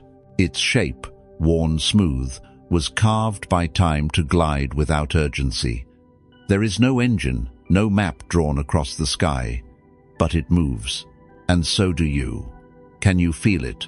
The small, sacred shift from "where am I going?" to "I am being taken." The monk in you knows this. The old one, the one beneath all the questions. He remembers the time before control, before the mind learned to build fences around the open field of trust. He remembers floating as a child would float, not because he understood the lake, but because he trusted that the lake would hold him. You're remembering too, not with your mind, with your body. Your chest rises, falls, rises again, not by command, but by grace. That's the rhythm now. Not the rhythm of planning, but the rhythm of breath, of being breathed by something larger, and that is what guides the boat. You've tried paddling toward healing, you've tried rowing toward peace, and each time you wore yourself down while the shore stayed distant. But what if the moment you stopped trying was the moment you arrived? Because arrival is not a place, it is a presence. And presence comes when there is space, when the tight grip loosens, when the plans dissolve, when you stop telling the water what it should be, and let it speak. It says, "I know the way," even when you don't. It says, "You don't need to hold on so tightly, you're already held." And it's true, you are being held by the quiet. You are being carried by the now. Even the stars tonight do not rush. They shimmer without moving, and in their stillness they guide. Let the stillness in you begin to guide as well. You are not stagnant. You are drifting in wisdom. You are not stuck. You are simply no longer in charge, and that's okay. More than okay, it's sacred. You were not made to carry the full weight of every direction. You were not designed to control the wind. You were made to listen, to feel, to float. There's an ancient peace that arrives when you stop thinking your worth is measured by your effort. There's a sacred joy in the moment you stop striving and simply exist. The boat has always known this. That's why it never asked for oars. It was built to trust the water. So are you. So let it move you now. Let the night sky replace your need for plans. Let the soft splash of water be your lullaby. Let this surrender be your safety. You are not missing anything. You are not falling behind. You are not drifting into danger. You are returning to rhythm, the one before fear, the one before shame, the one that holds all things without resistance. And in that rhythm, the boat glides. the moon follows. And you remember what it means to be led. Not by force, by grace. So breathe, soften, trust the current. It has never forgotten where you belong. There is no urgency here, no destination pressing itself into your chest. Only water, only sky, only the rhythm of your breath, matching the movement of something greater. You're no longer asking what you must do. You're beginning to ask what you can allow, because all your life you've been taught to reach, to strive, to press forward as if stillness meant surrender and surrender meant failure. But now you know, letting go is not the end. It's the beginning of being carried, like a leaf on a river, like a whisper in wind, like this little wooden boat on still water under stars that do not judge you. You've tried to direct it all. You've stayed awake, plotting routes through uncertainty, telling yourself you must paddle harder if you ever want to be free. But this peace, this one you feel now, rising from beneath effort, it didn't come from control. It came from release. There's a teaching in Zen. The harder you grasp the oar, the more the current resists. But if you drop it and lie back, the river takes you where effort never could. That is what's happening now. You've dropped the oar, and the river has welcomed you. There's no need to justify it. No need to explain why you no longer fight. You've earned your rest. And more than that, you've remembered something deeper, that trust is older than fear.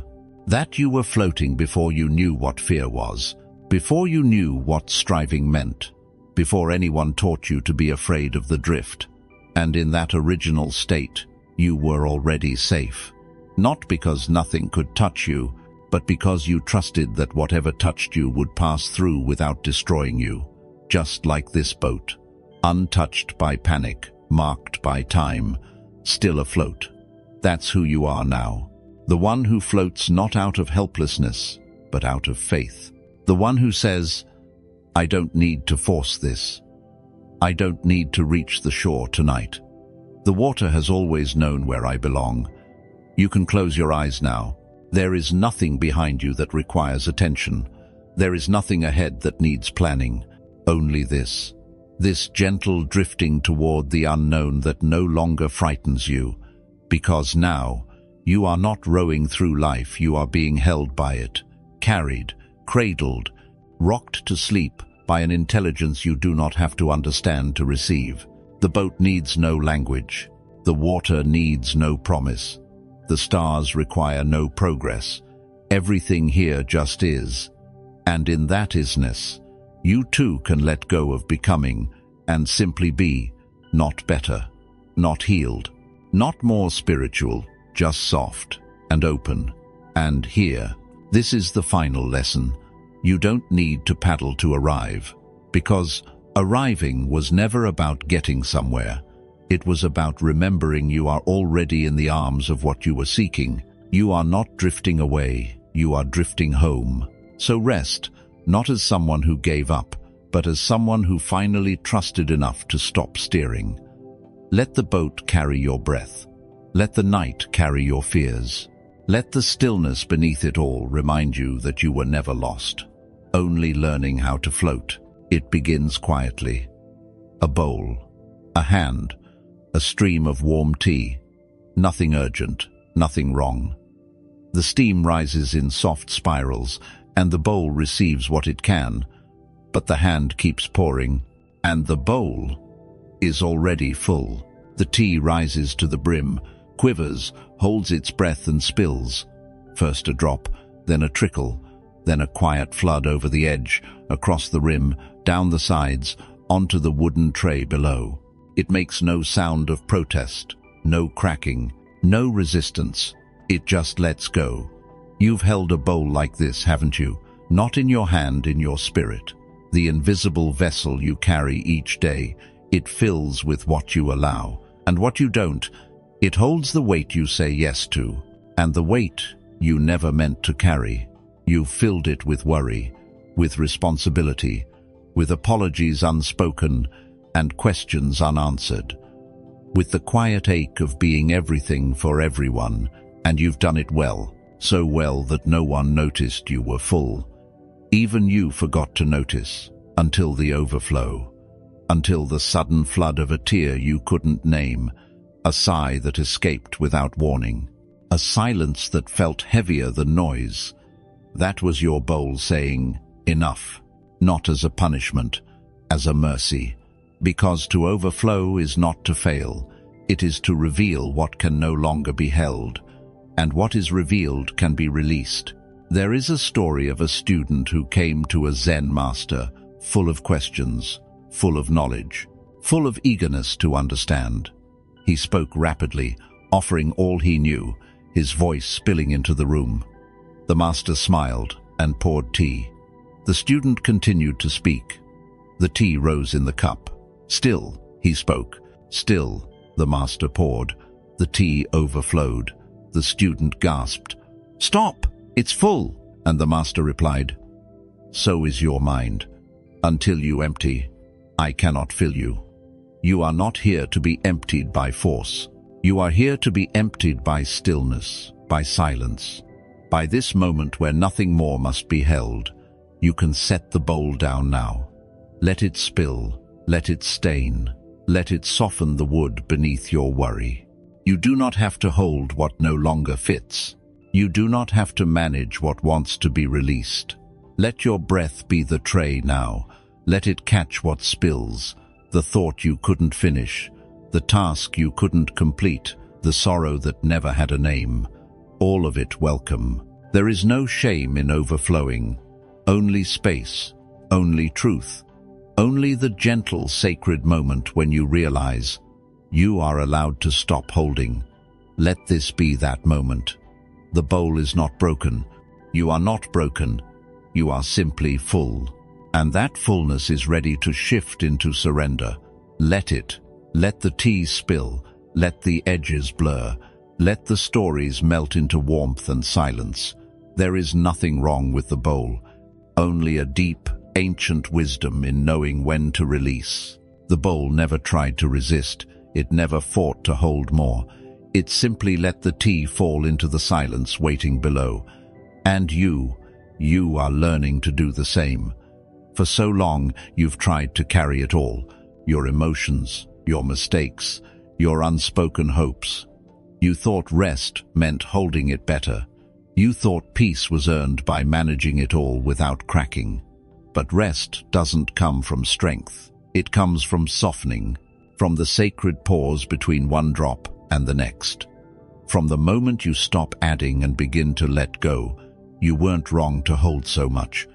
It was love that made you try. Love for others. Love for the life you were shaping, but love can also mean release. A quiet trust that says, it's okay to let something fall. And tonight, you are falling into that trust. Not downward, inward. You are falling into your own breath, into the space between thoughts, into the bowl of your own being wide, round, ready to receive and ready to release. There is a kind of peace that doesn't come from doing less. It comes from needing less, less explanation, less perfection, less holding. You were never meant to hold everything. Some things were always meant to be placed gently onto the tray beneath you. Let them go now. Not all at once. Just a few drops at a time. The guilt, the fatigue, the belief that you're not enough unless you overflow without complaint. Place them here, on this wooden tray of silence, of moonlight, of breath. No one is judging you. Not the bowl, not the tea, not the quiet. All of them have been waiting for your surrender. This is not weakness. This is wisdom. The kind that sees your full heart and whispers, you can put some of it down. Even the monks pour their tea slowly, mindfully, with pauses between each cup. They know it is not only the vessel that matters, it is the space inside it. And you are full of space. You just forgot how to find it. But it's here, in the breath you almost overlooked, in the quiet beneath your thoughts, in the pause before the next drop falls. That pause is enough. It holds you now, not to take anything away, but to show you that you don't need to add more. You've given enough. You've held enough. You've become so many things for so many people. Now become empty for yourself, not to disappear, to make room. Room for ease, room for stillness, room for the parts of you that don't want to be useful, only real. Let the bowl be still. Let the tea rest. Let the tray hold what you no longer need to explain. You are safe here, in the quiet, in the spill, in the letting go. There is nothing more to contain. Let the warmth spread. Let the surface ripple. Let your heart know what it feels like to not be responsible for everything. The tray does not complain. It was made for this. So were you. You were made to hold, but also to release, to pour and to pause, to give and to receive, to speak and to fall into silence. And in this silence, everything rearranges, not because you forced it, but because you stopped. There is beauty in the spill, a kind of gentle truth only revealed when something is finally too full to pretend otherwise. The bowl did not break, and neither did you. It simply reached its edge and let the rest go. That's not a flaw. That's a rhythm, a sacred, ancient rhythm built into the breath of the world. The trees drop their leaves when they've held them long enough. The sky releases rain when the clouds are too heavy to carry. And you overflow because something in you refuses to stay tight when softness is ready to return. This is not the undoing. This is the release. This is your soul making space for peace to settle. You don't have to fill the bowl again. Not right now. You don't need to figure out what comes next. There is nothing more to hold at this moment. Only this. The warmth on your palms as you cup emptiness. The lightness in your chest as nothing presses against it. The stillness that is not hollow but whole. You've emptied enough to breathe again. And in this breathing, you realize you were never meant to live full all the time. There must be space between the moments, a quiet hollow between the pouring and the pouring again. That hollow is where healing lives. It cannot grow when everything is filled. It needs room. It needs rest. It needs your permission to stop holding just long enough to remember, you are not the bowl.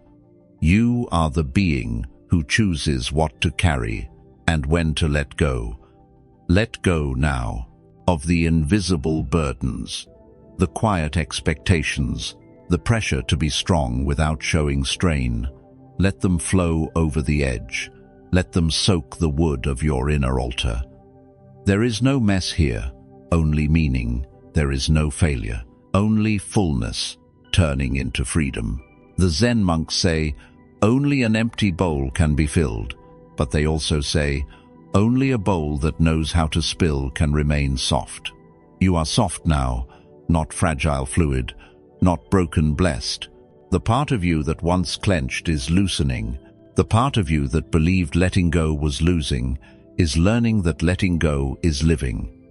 Nothing essential is lost, only the weight you no longer need. And in its absence, peace rises, like steam from the tea that once filled you, a warmth that needs no purpose, a presence that asks nothing but your rest. So rest. Let the bowl stay empty. Let the breath stay deep. Let the moment hold you with both hands open. You do not need to refill to be worthy. You do not need to explain why you were full or why you chose to stop. The wooden tray of your soul was made for this, to hold the overflow without judgment, to hold you in your release. Tonight, you are not the one who carries. You are the one who finally lets go. And the silence that follows is not a void, it is a sanctuary. It is the quiet sound of something sacred returning home. You are home now. You have poured what needed pouring. You have softened what needed softening. And you have found the stillness beneath the effort. There is nothing more to do, nothing more to solve. Only this breath, Only this rest, only this empty bowl glowing in the dark. The tea has spilled, and the silence has begun to speak. It begins with a breeze, not a storm, not a final word, just a whisper of wind through the old tree's branches. And the leaf, the one nearest the edge, feels it first, not as a threat, not as a command, just as a knowing in its fragile stem, a soft pull that doesn't hurt, but doesn't stop. It could have held on for a little longer. The others were still green, still curled tight around the branch, still pretending the season wasn't changing. But the leaf, this one, knew. It was time, so it let go. Not because it was weak, but because it listened to something older than fear. It didn't wait for the others to fall. It didn't need permission. It didn't need to explain why it couldn't hold on just a little longer. It simply let the wind carry it into the open. Have you ever felt like that? Like the one who let go too soon? The one who left when others stayed? The one who wept before the goodbye was spoken out loud? You were the first to feel the shift, the first to loosen your grip on what you loved. And maybe you thought that meant you were fragile, that something was wrong with you for not staying longer, for not pretending you could keep it all together. But the truth is softer than that. The first to fall is not the weakest. It is simply the one most willing to trust the letting go. There's a grief in that role, a tender ache in being the first to surrender while others still resist. No one claps for the first leaf.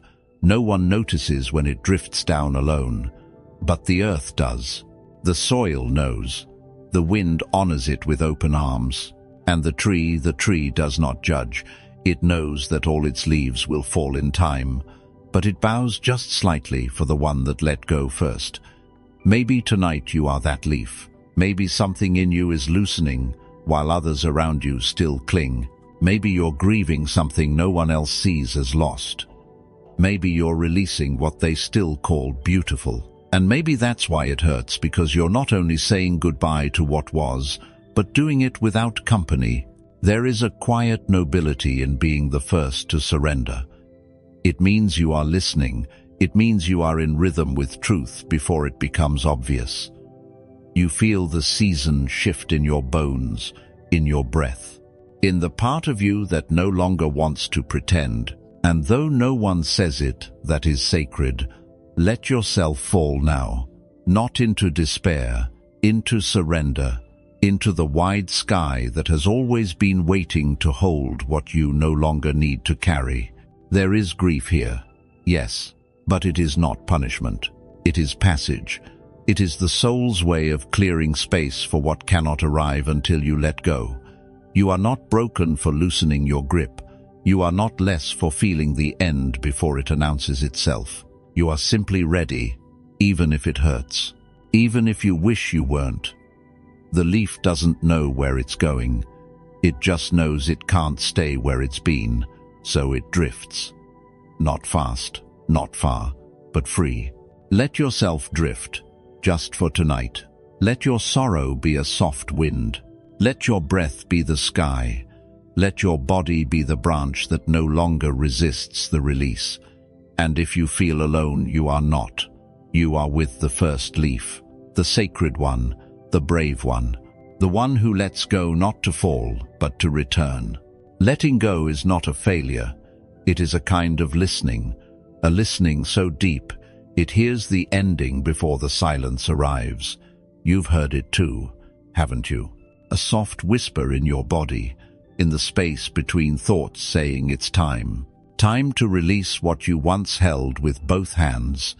And yet, you hesitated. Not because you were confused, but because letting go is often lonelier than holding on. The others are still clinging to the branch, to the season, to the story.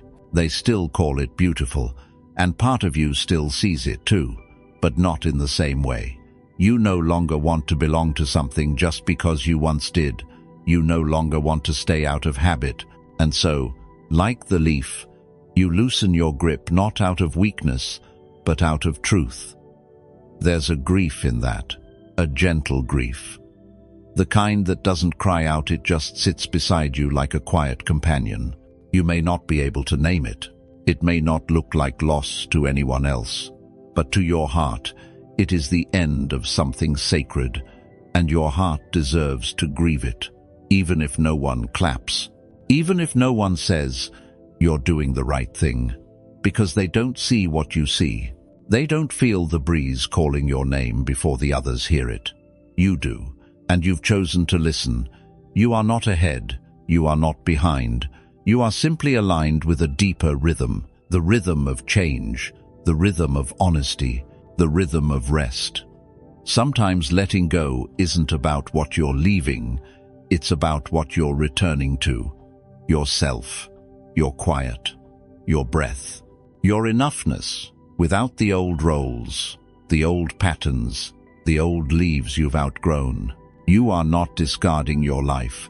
You are stepping out of the version that no longer holds your soul gently, and that takes courage. Because when you let go first, there's no applause, no safety in numbers, just open air, and the soft trust that it will hold you. And it will. Just like it holds every leaf that lets go before the others, just like it catches what falls gently instead of what is torn away. You don't need to be torn away. You can release, like breath, like dusk, like a prayer that doesn't need an answer. Let yourself be carried. Let yourself be light. Let yourself drift without forcing the next chapter to begin. This is the in-between, the beautiful ache between the branch and the ground. There is nothing to fix here, nothing to rush, only this soft descent into what is next. The monks say, surrender is not collapse. It is return. Return to what is natural, to what no longer resists. You are not giving up. You are giving in to what has already arrived. The new season, the deeper truth, the space your soul has been waiting to enter. And yes, some part of you will miss the branch, miss the shape of what was, miss the comfort of what you knew. But something else will awaken, a knowing that you moved when it was time, that you honored the call no one else heard, that you trusted the release before anyone else understood why it mattered. And one day, someone will ask you how you knew when to let go, and you'll say, I didn't know. I just stopped pretending I could hold on forever. And they will understand, because by then, their season will have come too. Let go, not for applause, not for outcome. Let go because the wind has touched you and it's time. The ground will catch you, the sky will remember you, and something in you, something tired but true, will finally exhale. You are falling, but not in the way you feared, not as a collapse, not as a disappearance. You are falling as a leaf falls, with grace, with rhythm, with the quiet, knowing that this too is part of life. No one teaches the leaf how to surrender. It just knows. When the light softens, when the stem loosens, when the time is no longer someday but now, you are in that moment now. There is no ceremony, no clear sign, just this breath, this release, this soft unfastening of everything you thought you had to hold longer. And beneath it all, a strange peace, a stillness that doesn't come from answers, but from not needing them anymore. You've grieved something sacred. You've said goodbye without loudness. You've let go while the world kept turning as if nothing happened. But something did happen. You changed. Not into something new, into something true. The letting go didn't remove who you are. It revealed it. Beneath the effort, beneath the holding, beneath the delay, you've always been this, whole, capable of releasing without losing yourself, capable of feeling without drowning, capable of grieving without closing. The ground is near now, not as an end, but as a welcome. It does not catch you with surprise.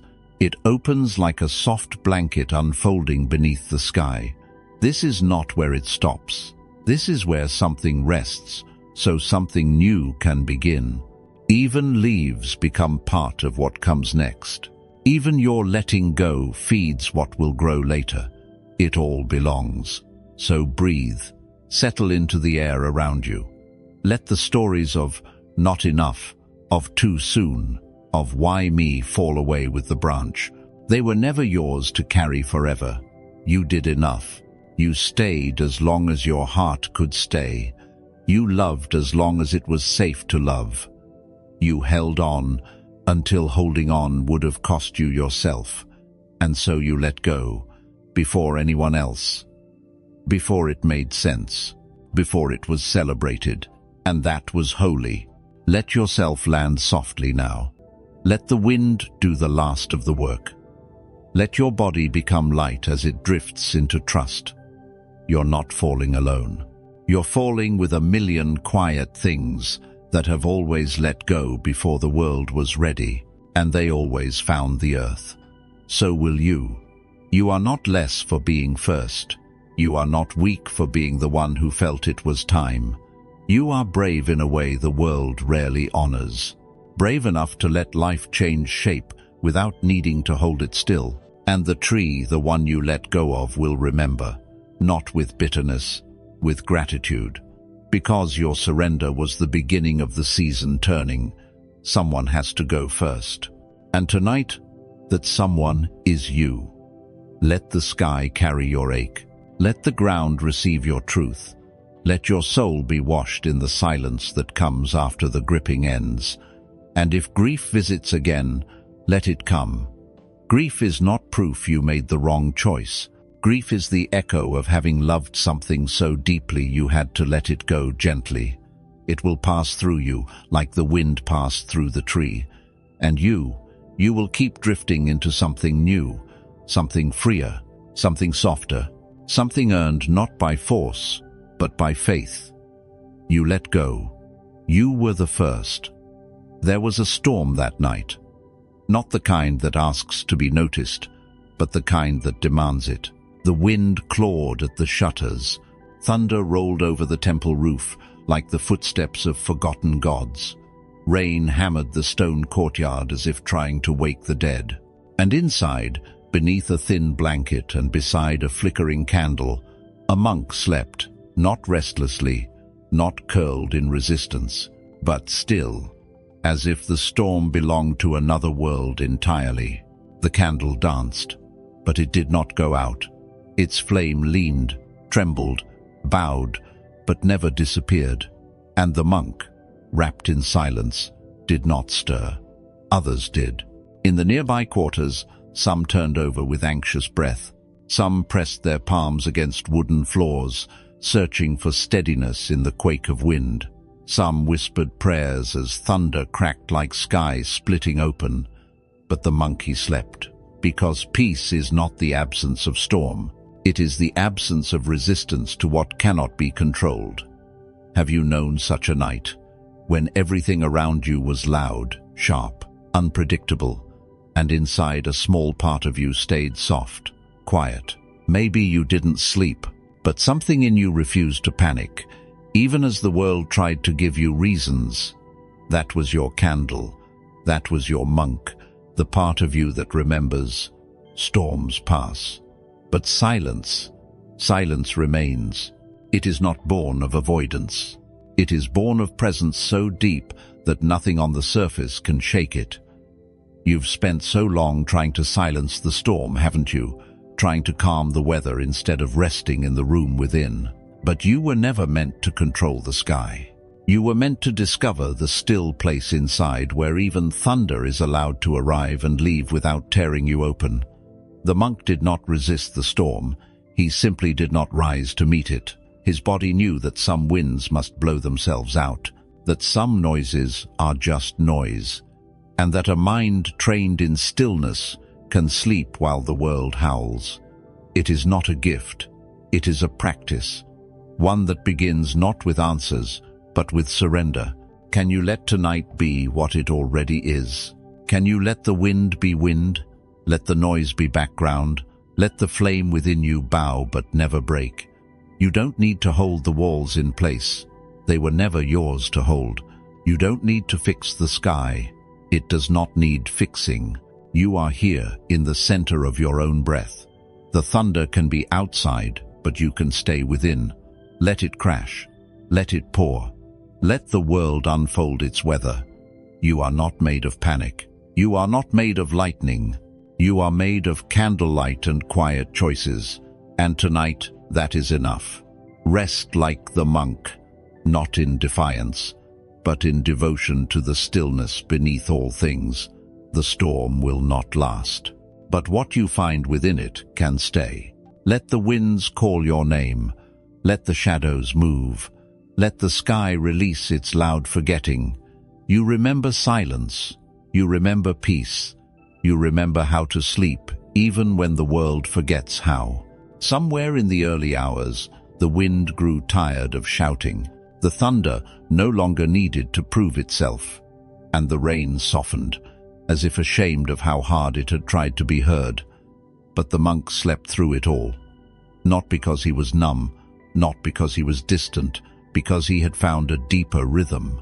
One not shaped by noise, but by knowing. Knowing that storms do not ask if you're ready, they arrive. And when they do, you can either tremble with the trees, or become the candle flame that dances, but does not vanish. The monk's teacher once told him, "Peace is not what you seek, it is what you stop disturbing." And so, he had stopped. He no longer tried to make the world quiet so he could sleep. He simply quieted his need for the world to be different. And somehow, that was enough. Have you ever tried to make the storm obey? Tried to calm others so your heart could settle? Tried to rearrange the world's noise before tending to your own? It's exhausting, isn't it? To manage what was never yours. To chase stillness by chasing control. But what if the secret wasn't in managing the thunder, but in listening beneath it? Not to the fear, to the still place that never moves. It's there, even now, even if you've forgotten it. That place inside you that doesn't flinch, that doesn't shout back, that doesn't grip every time life changes its tone. The monks call it the unmoved seat. The space within the body, beneath the mind, where nothing needs to be done, just returned to. That's where he slept, on that inner seat, while rain poured down stone paths and thunder rolled like drums in the dark. He had made a home inside himself, and no storm could touch it. So the candle stayed lit, and so did he. Not with effort, with ease. Because when you stop trying to push away what already is, you discover it was never about resisting. It was always about remembering. You've forgotten, but only a little. Forgotten that silence is not something you earn. It's something you return to. Like a breath you didn't realize you were holding. Like a room you never left, just turned away from. Turn back now. Let the noise continue. Let the branches tap the window. Let the thoughts swirl like leaves in the gutter. And still be here, in this bed, in this breath, in this quiet flame that knows how to burn without fear. You do not need to extinguish the storm to be at peace. You only need to stop chasing the calm as if it lives elsewhere. It lives here, with you, within you, just as it did for the monk, just as it always will. Tonight, you are not fixing anything. You are not solving the thunder. You are becoming a witness to the sky's impermanence. You are listening without panic, breathing without demand, resting without needing answers. And that is power. Not loud, not dramatic, but rooted. And no wind can uproot what is rooted in presence. The world will spin, the rain will fall, but you will sleep. Not because it is silent, but because you are. By morning, the rain had stopped. The clouds, once swollen with noise, drifted apart like soft robes unraveling. The wind, having said all it needed to say, slipped quietly into the forest to rest. And the monk still slept, not out of exhaustion, but because the body knows when it is safe. And in the silence that follows a storm, the soul stretches again like light through a temple window. There was water pooled in the stone corners, leaves scattered across the steps.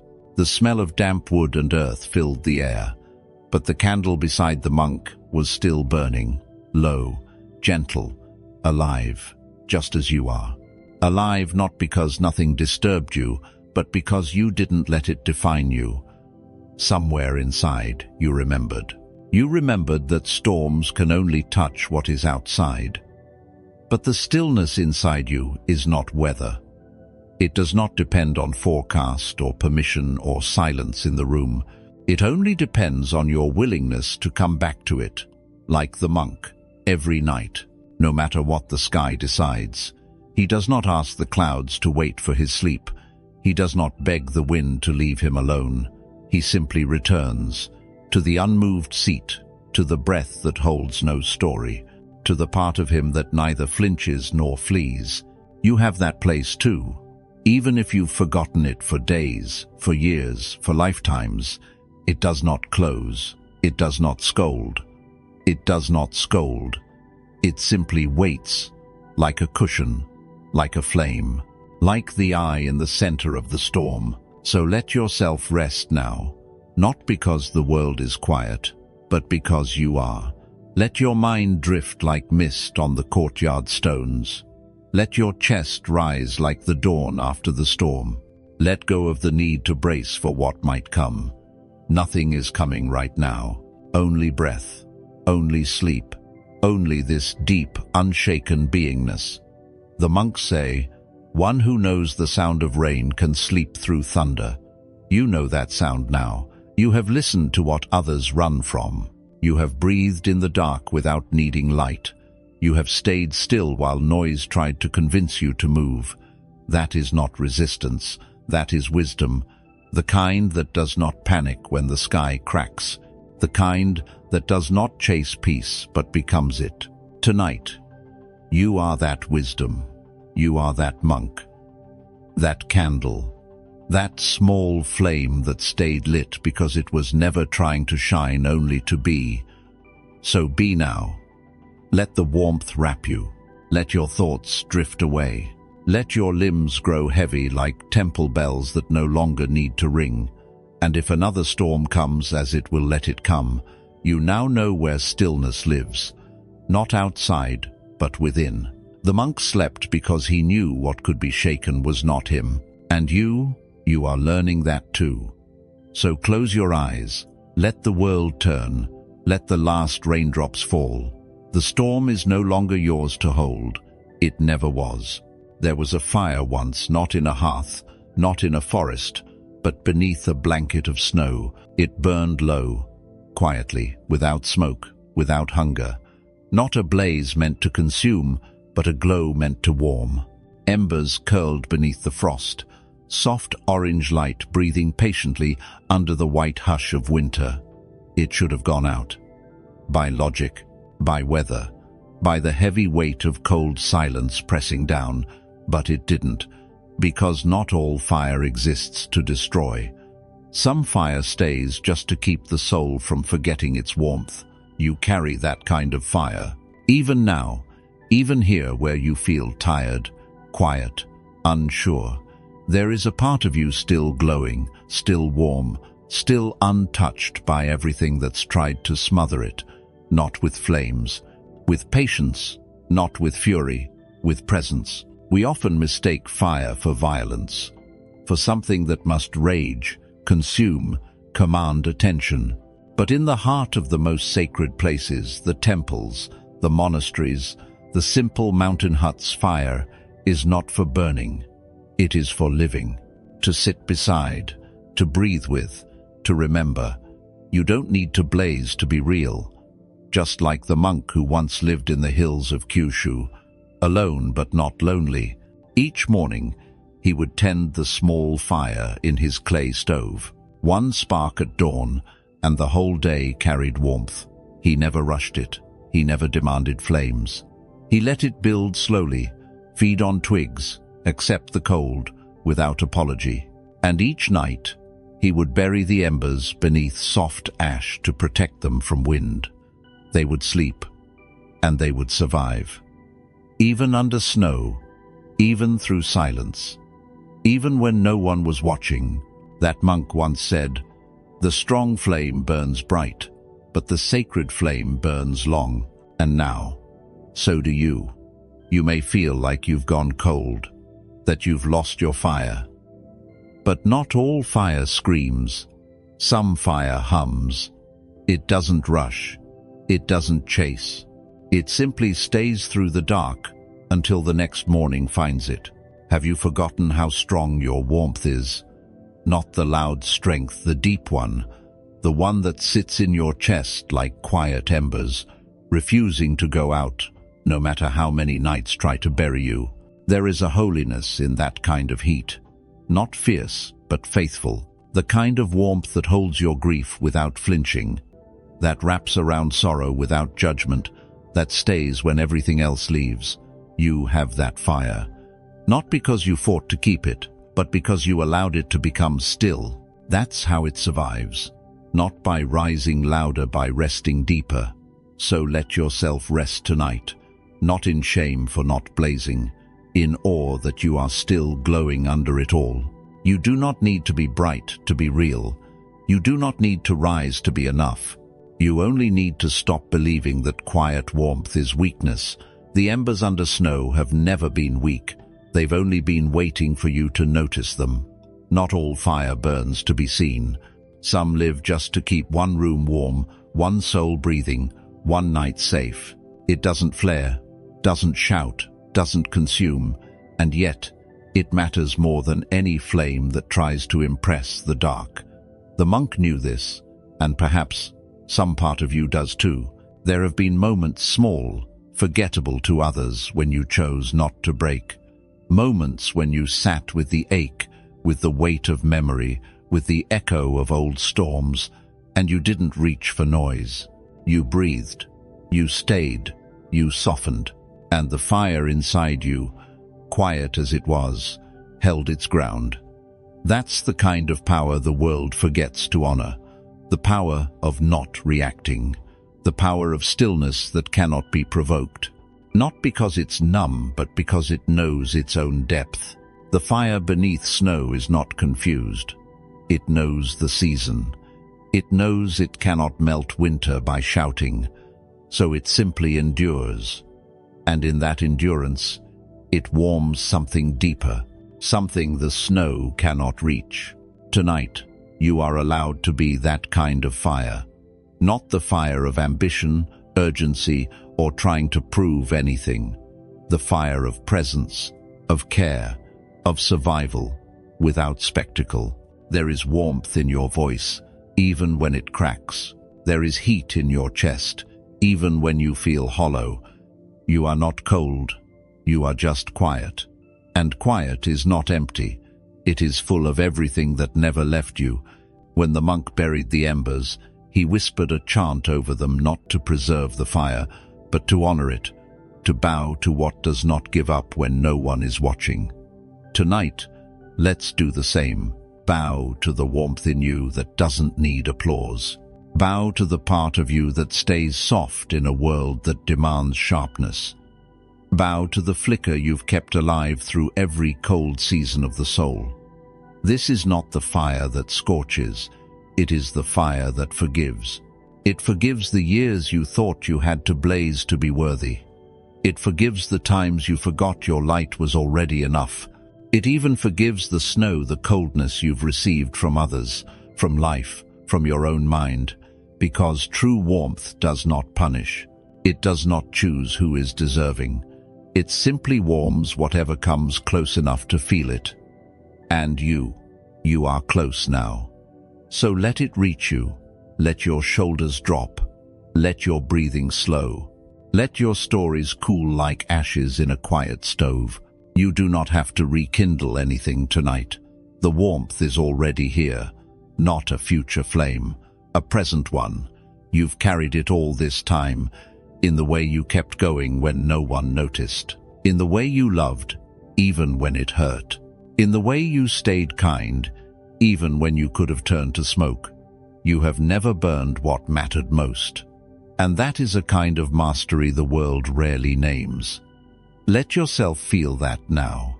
Not as pride, but as permission. Permission to rest, to breathe, to stop chasing a fire that looks impressive and honor the one you already hold. It will never leave you, because it was never borrowed. It was born in you. By morning, the snow would begin to melt, not because it was told to, but because warmth does not argue. It simply stays until something shifts. The monk would rise, stoke the coals again, not because he feared the cold, but because he honored the quiet flame that had stayed with him through the night. There was no ceremony, no great lesson, just the rhythm of tending, the trust in slow fire, the wisdom of knowing what glows quietly will glow long. This is how peace keeps living, not in the bonfires of certainty, but in the steady embers of those who choose gentleness again and again, even when no one sees. There is a place in you that knows this, a warmth not tied to outcome, a heat that doesn't need to consume to be real. The world may never praise you for this kind of power, but tonight, let yourself feel it anyway. Feel the fire that didn't burn you when you were breaking.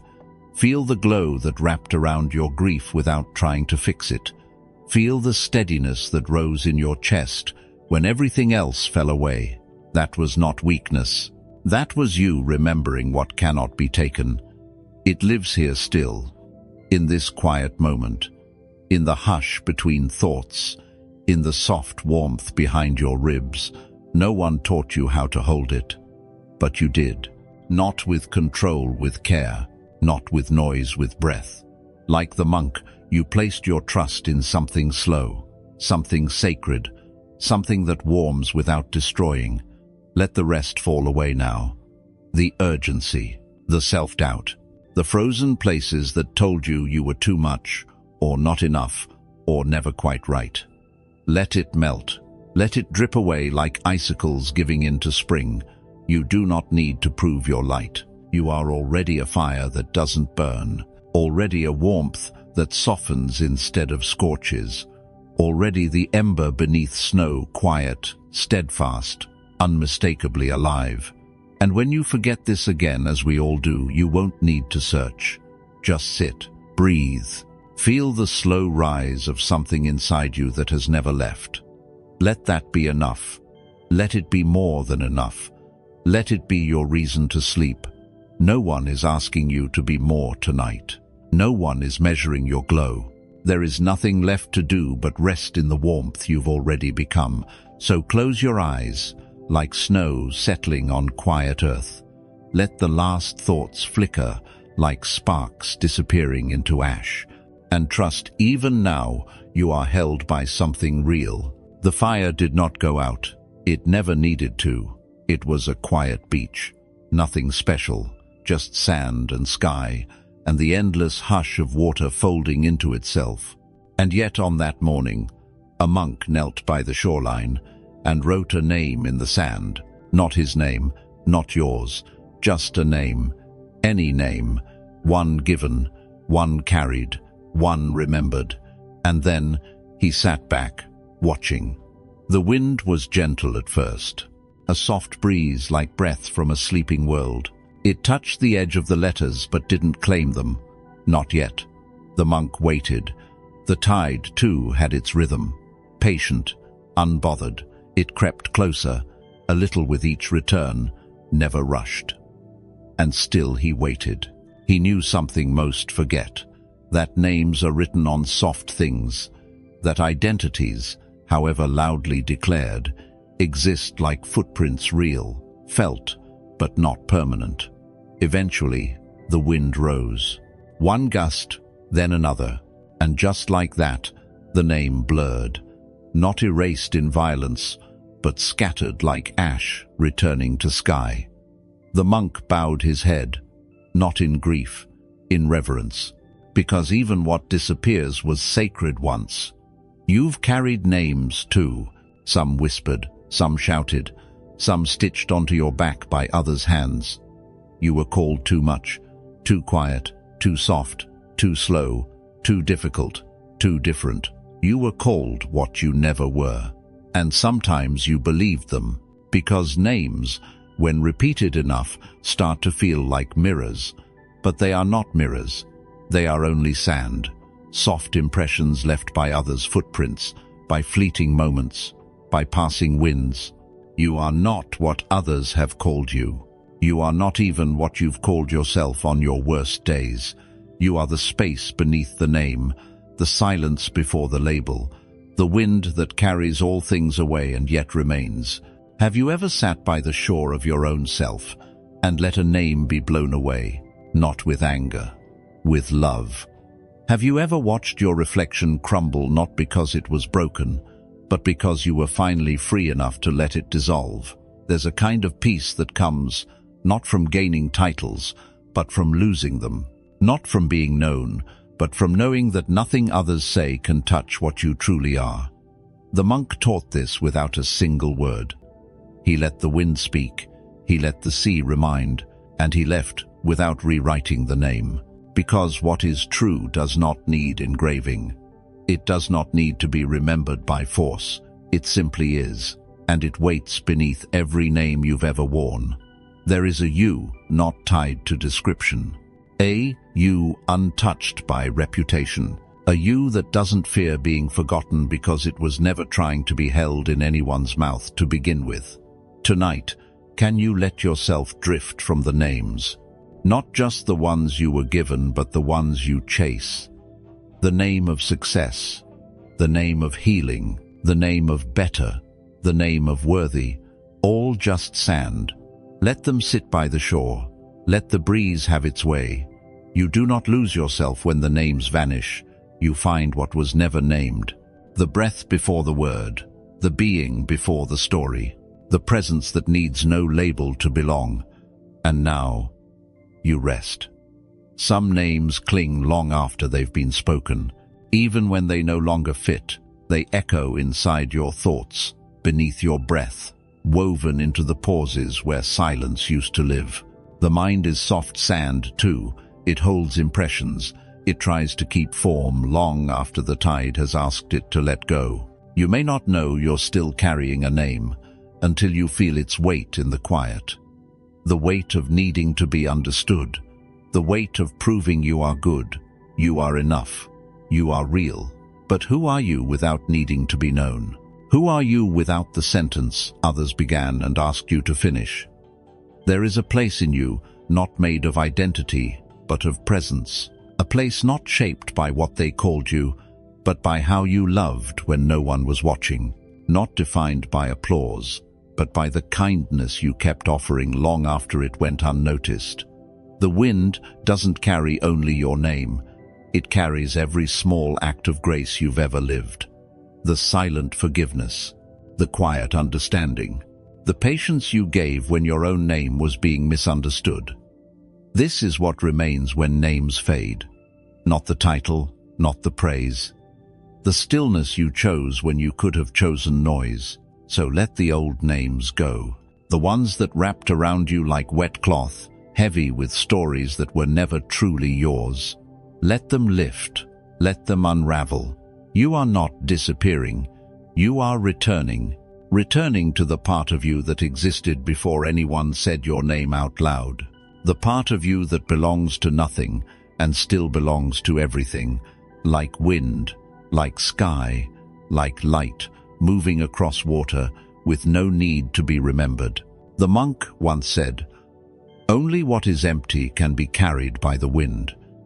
And so he emptied himself daily, not of joy, not of truth, but of name, of the need to be someone in a world that forgets itself in the mirror.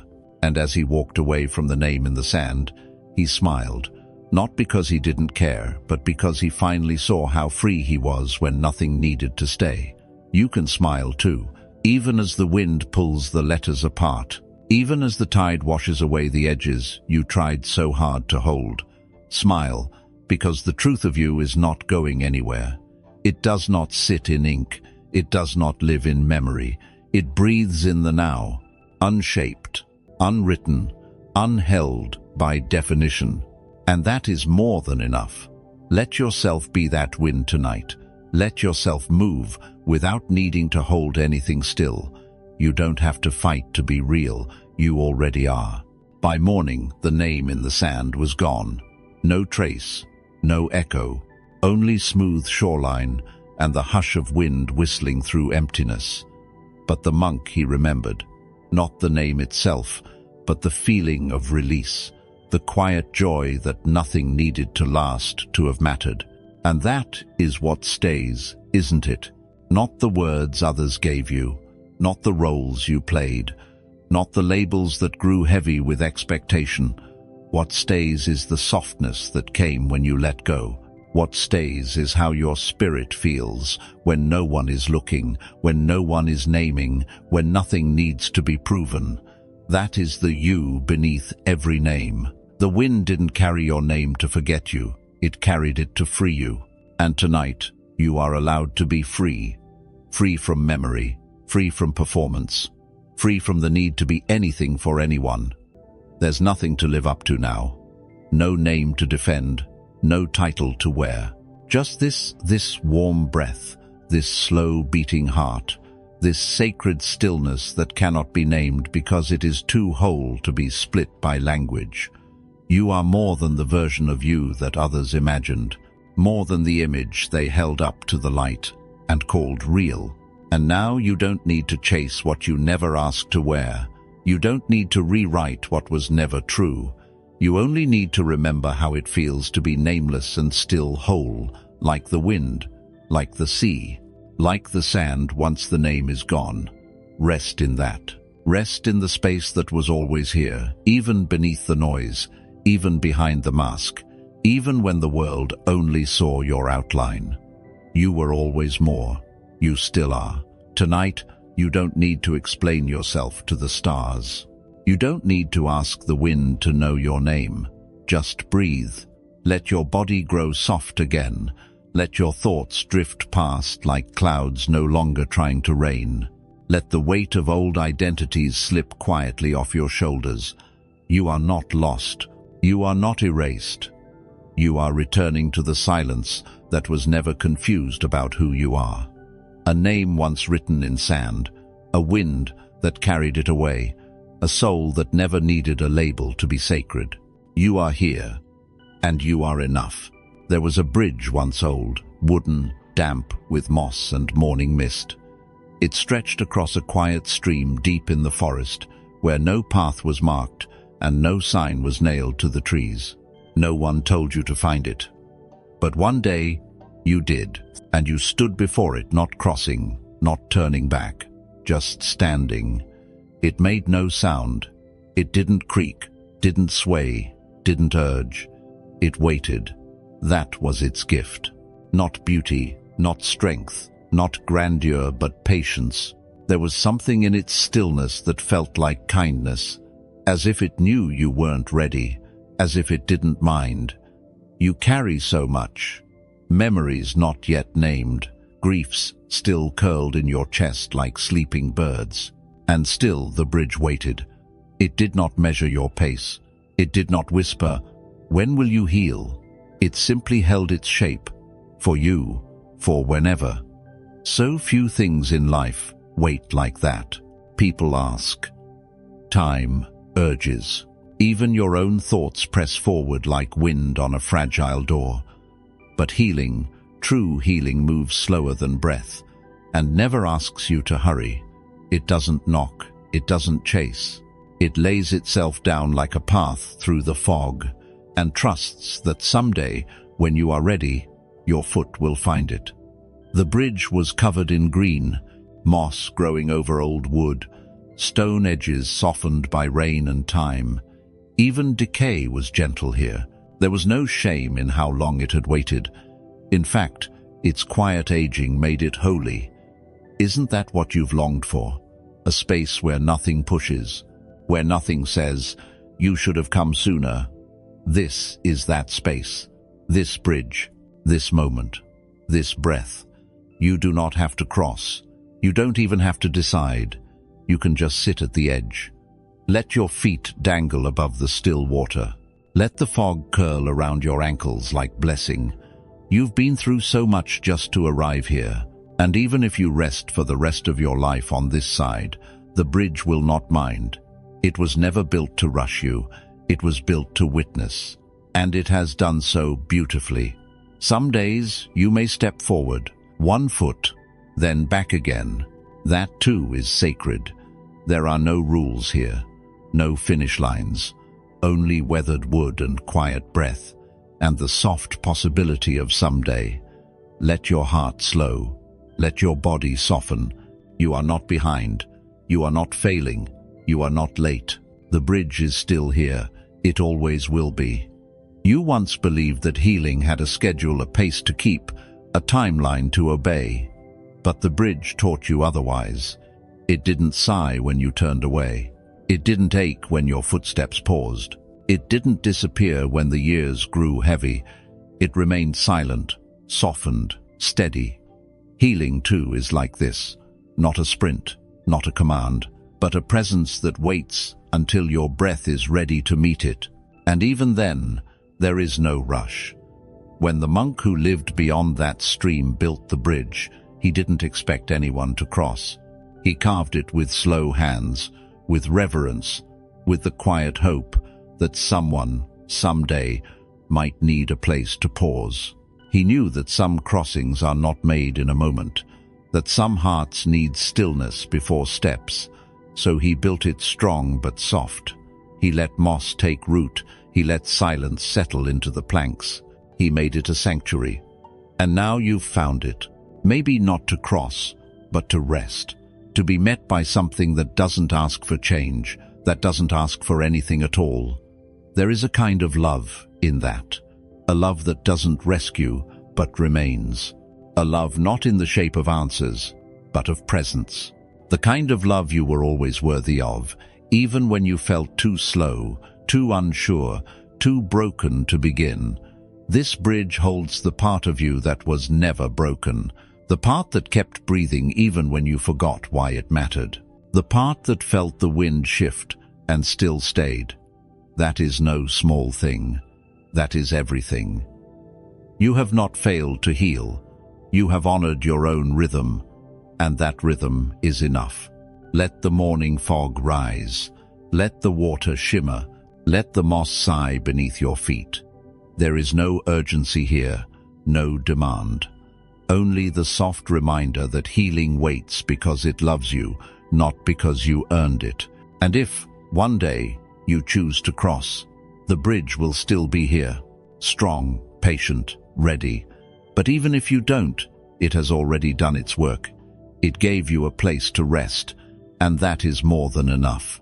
Tonight, let the bridge hold you. Let the air be still. Let your breath be slow. Let your heart know that nothing is chasing it. And in this space, in this moment, where you are not asked to change, but simply to be, you are already healing, because you are already safe. There was a stream that moved through the mountains like a breath. It didn't ask for space. It didn't demand the path. It simply flowed where it was allowed to go. No argument, no struggle, only movement. And one day, as the rains grew long and the fog laid thick on the hills, a monk stood beside that stream watching. He had come carrying something heavy, a sorrow that would not lift, a memory that would not fade. He did not try to fix it. He didn't chant.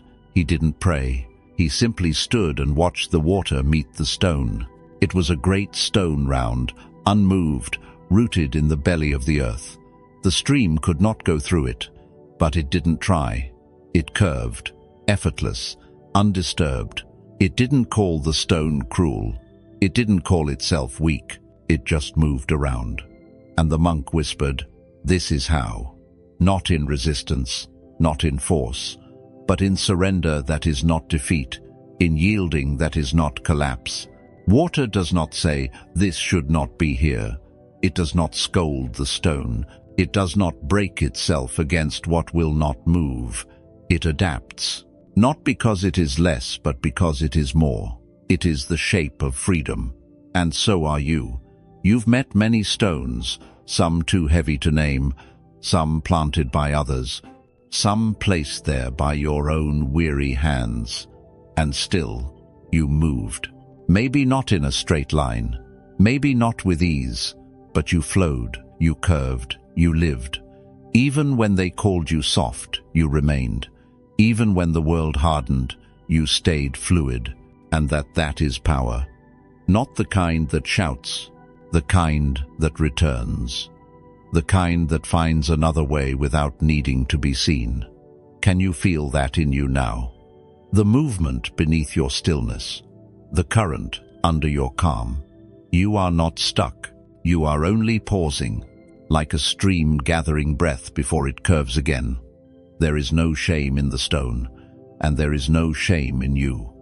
What stands in your way does not define your spirit. It simply shapes your softness.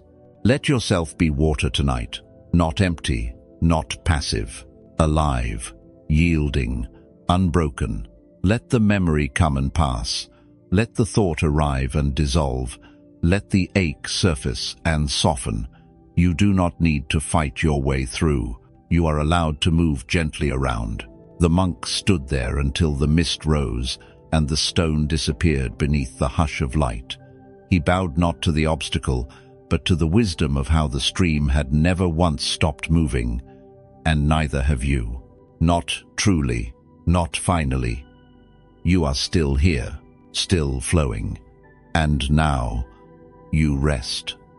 Somewhere along the way, someone told you you had to be unbreakable, that if you bent, you would disappear, that if you let go, you would lose yourself. But they didn't understand the nature of water. It bends and becomes the river. It yields and becomes the flood. It surrenders and becomes the path that carves through stone with time. You do not need to harden to survive. You are not here to push through every wall with clenched fists and a burning heart. You are here to remember that grace can move mountains, not by force but by persistence, not by tension but by presence. The stream never asked for the stone to move. It simply continued around it, through seasons, through years, through silence, until the stone itself began to soften at the edges. Even what resists cannot resist forever in the presence of love. So, don't be afraid of what you face now. It may feel large, immovable, ancient, but you are older than fear. You are older than the name they gave to that obstacle. And deep within you, there is a current that has never stopped flowing even when the surface froze.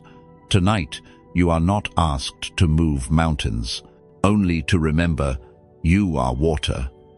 And water waits, water flows, water knows. You don't have to understand the way, you only have to trust your own rhythm, that what feels like stillness is still part of movement, that what feels like delay is still devotion. The monk would return to that stream each morning, not to see the stone disappear, but to remember that peace is not found in controlling the path, but in flowing with the one already opening. You don't have to clear the way, you only have to soften into it.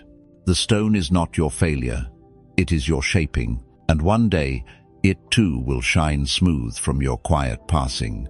So, release the grip. Let go of the resistance. Let your breath move like a stream unfolding gently around what is, not because you've given up, but because you've remembered there's a deeper way through.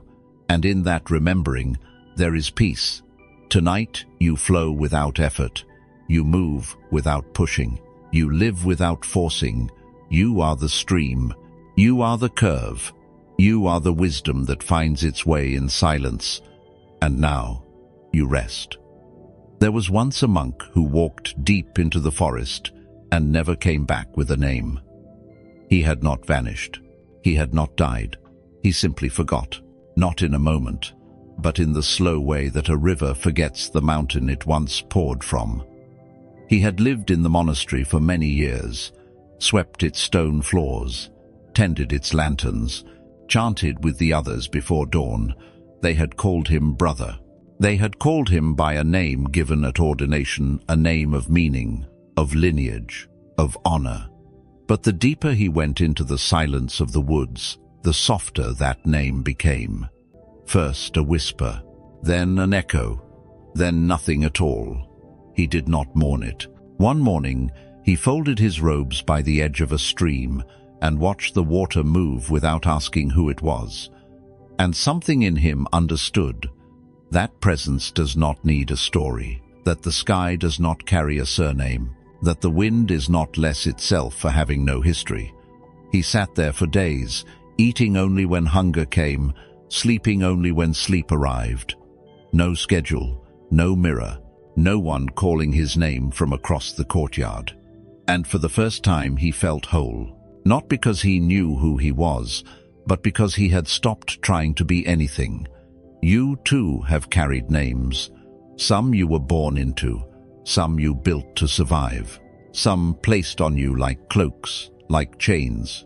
Daughter, success, failure, wife, survivor, mystery, burden, light. They are not wrong, they are not shameful, but they are not you. Not entirely. There is a space in you before the name, before the first label ever stuck, before anyone told you what you were. Can you feel it?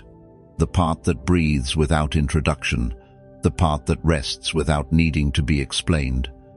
The monk did not forget because he was careless. He forgot because he was finally free. And when a traveler passed and asked, "What is your name, old one?" the monk only smiled, pointed to the folded robes and said, "Something I used to wear," and then returned to watching the stream. You have worn many names. You will wear more. But you are not them. You are the silence that remains when they fall away. The stream did not need him to remember. It flowed just the same, curving around his stillness, reflecting the sky without asking what it meant. And in that, he saw the truth he had once tried to memorize in books. That self is not what you hold tightly to, it is what remains when you let go. Not the mask, not the memory, not the reflection in others' eyes, just this breath, this moment, this bare presence beneath all becoming. You've spent years building the version of you the world could understand. You've shaped yourself to fit what they could name, but tonight you are allowed to forget. Forget the shoulds, forget the story, forget the edges that made you feel separate, solid, alone. You are not the roles you've outgrown. You are not the voice that criticizes your slowness. You are not the image you've worked so hard to keep from cracking. You are the stillness beneath it all, the space where no name is needed. The monk lived many more years. He never took another title, never returned to the monastery. And yet those who passed through the forest often spoke of him, not in books, not in statues, but in stories told in a hush of a quiet man who folded his robes and became no one. And somehow, in becoming no one, he belonged to everything. So tonight, fold the robe of your name. Lay it beside the stream. Let it rest. You are still here. You are still whole. You are not lost. You are simply not pretending anymore. No one is calling you now. There's nothing to answer to. Only the hush of water. Only the softness of breath. Only this moment pure, unlabeled, free. There was a monk who had one question left. He had crossed deserts, climbed mountains, left behind his teacher, his temple, his name. All for this question. He did not ask it lightly. He held it like a candle between his palms, delicate, burning, and when the time felt right, he walked into the high mountains where mist swallowed paths and birds flew without sound. There, he found an old monk sitting on a rock beneath a crooked pine tree. The old monk was still, watching the clouds drift through the valley as if they had all the time in the world. The younger monk bowed, waited, and then asked, "What is the final truth?" The wind moved. The pine creaked. But the old monk said nothing. He did not nod. He did not turn. He did not breathe the word moo, as some did to sound wise. He just watched the mountain. Minutes passed, then hours. No answer. no gesture, only the wide, utterly quiet presence of one who had nothing left to explain. The younger monk's question grew heavier, not with urgency but with softness. It no longer needed to be answered. It only wanted to be held. So he sat, too, and they watched together. Mist rolling, branches shifting, light changing on distant cliffs, and in that long silence, something opened. The question slowly unraveled, its sharp edges dissolved, and in their place a silence that did not respond with words, but with being. A silence so complete it didn't need to speak to be understood. You've held questions too, ones that ache in the ribs, that return in the quiet between distractions, that burn through every answer you've ever heard. And maybe you've waited for someone to answer them. A teacher, a book, a sign. Maybe you've whispered them in the dark, half hoping no one would hear. Why did it happen? What am I here for? How do I heal? But what if the answer is not a sound? What if the answer is the silence that waits with you? Not to solve, not to teach, only to stay until the ache has softened. The old monk never did speak. But when the younger monk rose at sunset, he bowed again, not in disappointment, but in awe. Because he knew he had been answered, not in language, not in logic, but in the way the mountain remained still beneath all weather. And in that stillness he saw himself, the part of him that had always known and had simply needed to stop asking long enough to remember. So tonight, let your questions rest. You do not need to hold them tightly. You do not need to force answers out of mystery. Let the silence gaze back at you. Let it show you what words cannot. Let it be enough to not know and still feel held. When the monk returned from the mountain, he spoke less. Not because he had lost something, but because he had found something too quiet to carry in words. He swept the same temple floors, lit the same morning incense, poured tea with the same steady hands. But his presence had changed. It was like sitting beside a candle that did not flicker, a flame that needed no approval to burn. Novices asked him questions. He would smile, sometimes listen, sometimes say nothing. And still, somehow they understood, because silence carries something when it is real. It is not the silence of dismissal or absence or control. It is the silence of a bell that was struck once 1,000 years ago and is still ringing in the bones of the earth. You do not need to fill every space with meaning. You do not need to make everything clear.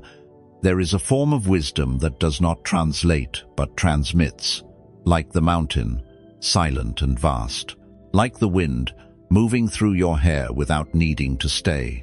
You have always felt this deeper knowing in moments of pause, in the breath between loss and healing, in the way your heart calms when nothing is expected of it. That is where truth lives. Not in the answer, but in the attention. Not in the reply, but in the listening. The monk on the mountain never asked another question, not because he knew everything, but because he had finally become quiet enough to hear what had always been speaking without sound. And tonight, so have you. Let the silence stay beside you now. Let it hold your questions the way water holds a stone, without needing to solve it, without needing to change its shape. Let it rest on your chest like a soft hand that asks nothing but presence. You are not unanswered. You are simply learning to hear without your ears. There is a bell in a mountain temple that no hand has touched in many years. Its rope has long frayed. Its wooden beam, once pulled by chanting monks, hangs still. And yet sometimes, when the wind is right, it rings. Not loud, not proud, but soft like memory remembering itself, a single tone, low and round, rolling through the valley like the breath of something older than time. The villagers below the temple call it a blessing. They say it rings for those who are ready to awaken. But no one climbs the mountain to make it happen, because they know the bell cannot be forced. It speaks only when silence allows. One morning, a young monk sat beneath that bell. He had come seeking answers like many before him. He believed if he meditated long enough, hard enough, perfectly enough, the bell would ring for him. He sat for hours, back straight, mind clenched, breath like a held flame. And nothing happened. No tone, no wind, no grace, only effort, only noise inside his stillness. By evening, his shoulders ached. His thoughts were loud again. He stood, ready to leave, but before he did, he noticed something, a single leaf spiraling down from the temple roof, twisting so slowly he could see the veins. It landed near his foot without sound. And in that moment, he did nothing. No thought, no trying, no hoping. He just watched. And far above him, without rope, without reason, the bell rang. A trembling hum that passed through his chest like light moving through water. And in that hum, he understood. The bell had never answered striving. It answered stillness, not stillness as performance, but stillness as return. You have waited, too, for signs, for breakthroughs, for some clear signal that you are finally doing enough. You've sat in silence and called it failure because nothing dramatic arrived. But what if the bell only rings when you stop trying to hear it? What if insight is not summoned but invited, not by effort but by presence? Let this be your mountain, this breath, this moment, this quiet space. Let go of the rope, let go of the rules. Let the wind find you without your hands reaching. You are not here to pull the truth out of the sky. You are here to become so still it comes to rest inside you. The bell is not a reward. It is a reminder that you are already ready. Some say the bell is a gift from the sky. Others say it only rings for those who have forgotten why they came. But the old monks knew it rings not because you deserve it, but because you've stopped chasing it, because something in you has grown quiet enough to hear the world breathing, because the wind finally found a still surface to echo through. When the bell rang, the young monk did not speak of it. He did not run down the mountain to tell others. He simply bowed not to the bell, but to the silence that made the sound possible. He left his sandals by the steps and walked down barefoot, so the wind might move freely through his being. You may never hear your own bell ring with your ears, but you will feel it like a soft pulse in your chest, or a warmth when everything else has gone cold. It may come in a moment between thoughts, or in a sigh you didn't know you were holding.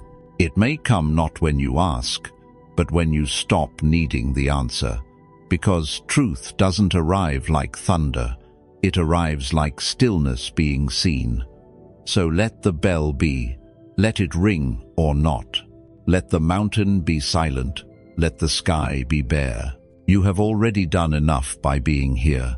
The sound you seek is not far away. It is only waiting for you to stop. And tonight, you have. So sit like the bell, still, upright, open to wind. Sit like the monk who finally let go of trying. And feel, if not the sound, then the silence it lives within.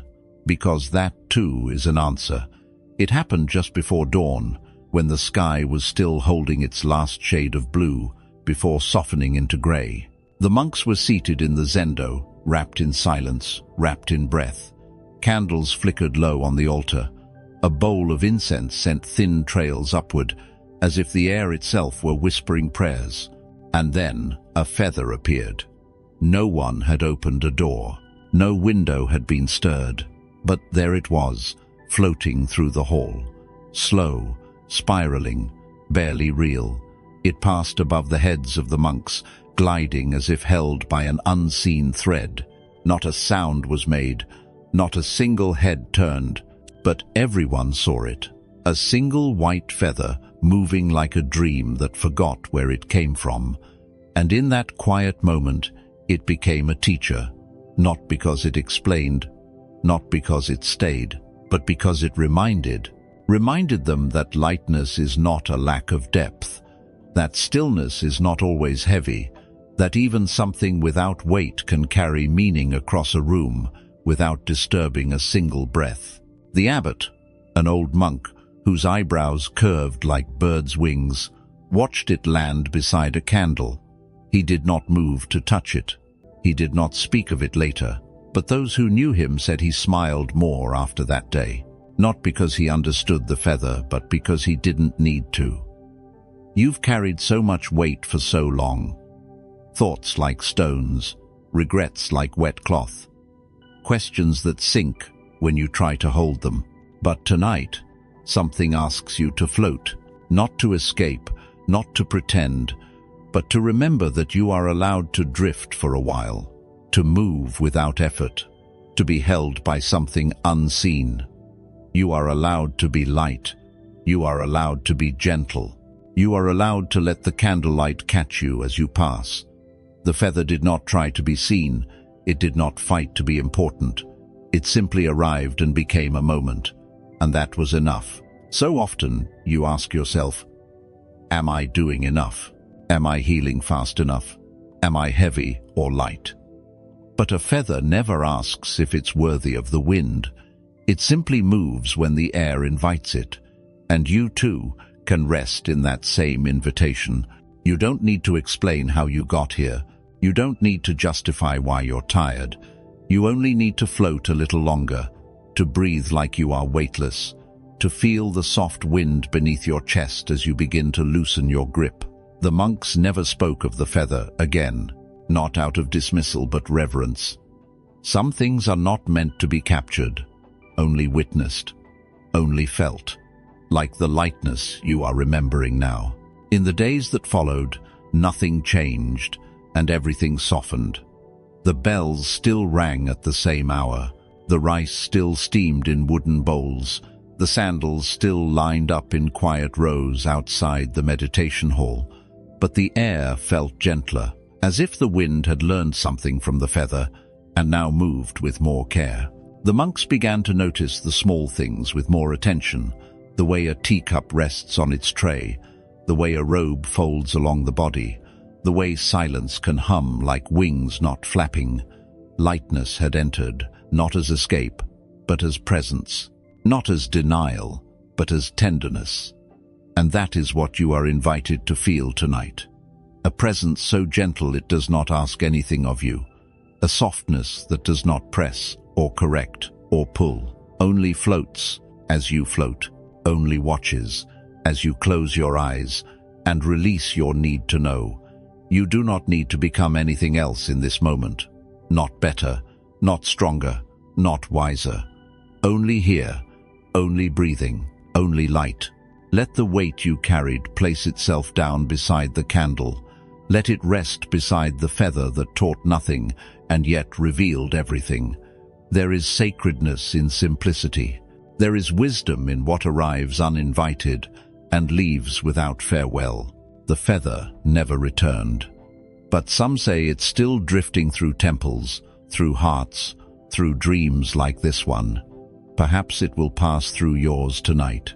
And if it does, don't try to hold it. Just feel the hush it leaves behind. That hush is healing. That hush is enough. And now you rest. They say there was once a monk who carried the same bowl through the same village every morning for 40 years. He walked barefoot, head bowed, breath slow, offering his bowl to doorways and open hands. And yet the bowl was never filled. Not because the village was cruel, not because there was no food, but because, somehow, the bowl remained empty. Some days, people would drop coins, grains of rice, cut fruit, even folded paper prayers into its center. But by the time the monk returned to the monastery, the bowl held nothing. No one saw him discard it. No one saw it fall. And yet each evening, it returned empty.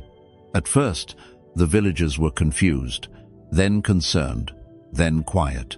They began to watch more closely, noticing that the monk never looked into the bowl after it was offered, never counted, never adjusted his pace based on what he received. He simply passed it forward, again and again, as though the gesture itself was the offering. as though the emptiness was sacred. One day, a child followed the monk, bare feet padding behind on the stone path. When the monk stopped at the temple gate, the child finally asked, "Why is your bowl always empty?" The monk looked down at the bowl in his hands, the rim worn smooth by years of giving and being given to. He smiled and said only this, "Because it's still open. You too have held a bowl, not always in your hands but in your heart. You have reached for something: love, peace, belonging, meaning. You've held yourself open to the world, to others, to the quiet wish that something soft might arrive. And sometimes it felt like nothing did. The bowl stayed empty, the prayers unanswered, the silence too long. But what if that emptiness was not a punishment but a posture? What if to be empty is to be ready? Ready to receive without control, ready to hold without clinging, ready to be present without demanding. The monk's bowl was not a container, it was a mirror. It showed the world its own generosity. It showed the monk his own patience. It showed the child that fullness is not always visible. Sometimes the bowl teaches by what it does not carry. Sometimes you teach by what you are still open to. There is a sacredness in not being full, in not having answers, in not closing the lid on your becoming. Tonight, you may feel like the bowl. You may feel like you've offered everything and been met with silence. But listen, the emptiness is not the absence of love. It is the shape of your readiness. In the years that followed, the villagers stopped trying to fill the bowl, but they still came forward not with food or coins, but with presence. They bowed, they whispered blessings. Some placed their own worries into the silence between their hands and his bowl, as if the emptiness could hold what words could not. The monk continued walking, not faster, not slower, still barefoot, still bowed, still open. One day, the child now grown returned to the path, older than the monk had once been, and stood beneath the same temple gate. The monk had long since vanished. No one knew if he had died, or simply walked beyond what could be seen. But the bowl remained, placed at the gate, untouched, gathering morning light and falling leaves. Some say, if you kneel beside it and close your eyes, you'll feel what he meant, not in words, not in visions, but in the quiet assurance that you are already enough without needing to be filled. That what you long for is not something to possess, but something you are becoming. You've spent so much time trying to be full, full of answers, full of worth, full of healing so complete it never hurts again. But what if tonight you set the bowl down, not in despair, not in defeat, but in reverence for the space you've made by being open, by being willing to walk empty and not close yourself? You are not lacking, you are holding space for what comes next, and that space is sacred. Let your breath be the bowl now, open, soft, without demand. Let each inhale be a gentle offering. Let each exhale be the release of needing to be more. And when you feel the quiet arrive not as a voice, but as a presence, welcome it as the only gift that ever needed no wrapping. Stillness, enoughness, readiness, like the bowl on the temple step, gathering stars without ever closing.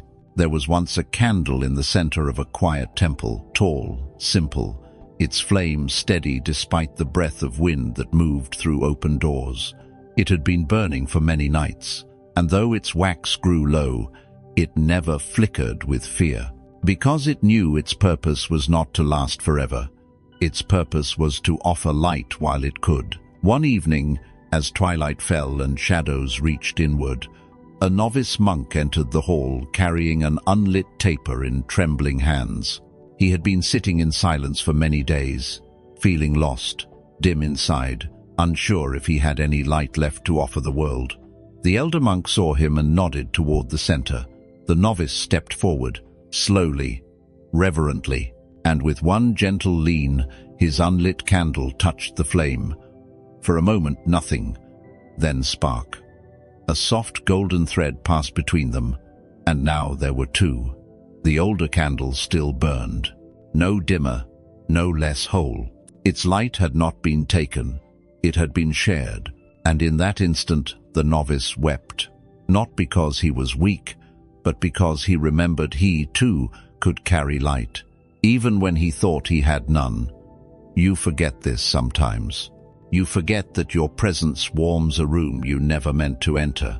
You forget that the way you listen is a kind of healing, that the way you smile at someone who thought they were invisible can change the shape of their evening. You forget how many people have lit their flame from your quiet glow, not because you tried, not because you were perfect, but because you stayed lit when it mattered, because even tired, you remained kind, even uncertain, you offered peace.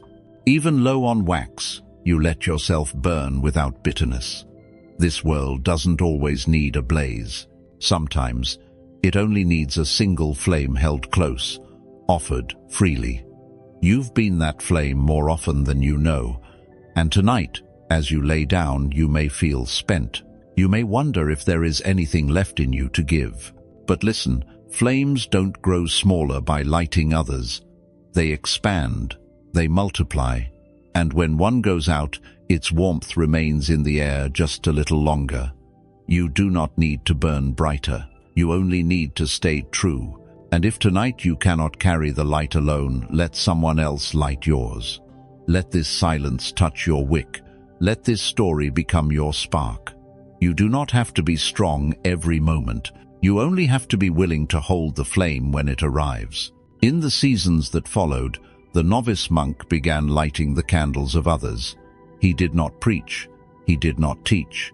He simply stood beside those who felt cold inside and waited until they were ready to receive. He carried the same taper, slightly bent now, burnt at the edges, but still glowing. Not always brightly, but faithfully. And in time, the hall would flicker with dozens of tiny flames, each born from that first spark. Each a mirror of the quiet vow that light is meant to be shared, even when it's small, even when it's tired, even when it seems like no one notices.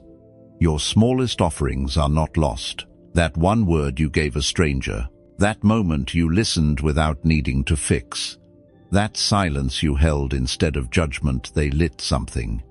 You may never see where your warmth has traveled. You may never know whose dark room was softened by your glow. But know this, what you've given has not vanished. It lingers, it spreads, it lives in unseen corners of the world you touched without knowing.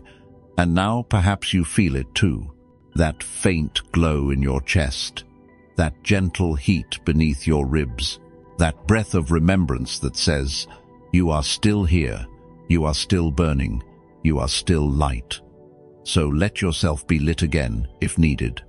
Let this story strike the match in your quiet places.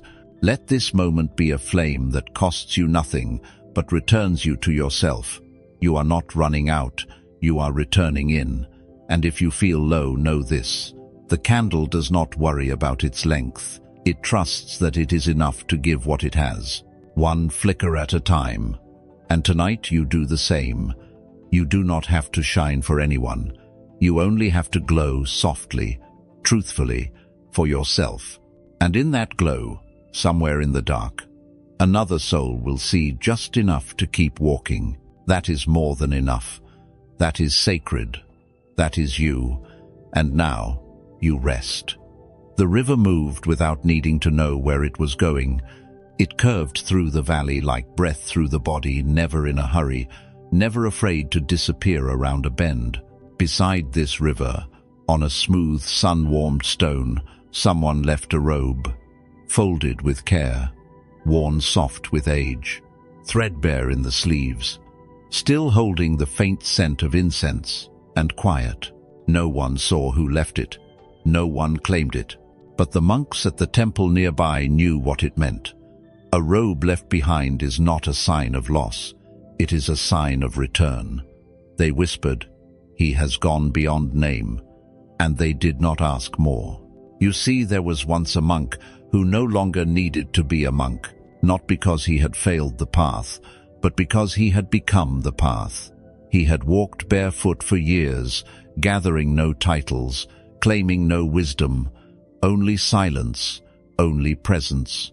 And one morning he rose before dawn, bathed in the river, and folded his robe on a stone still warm from yesterday's sun.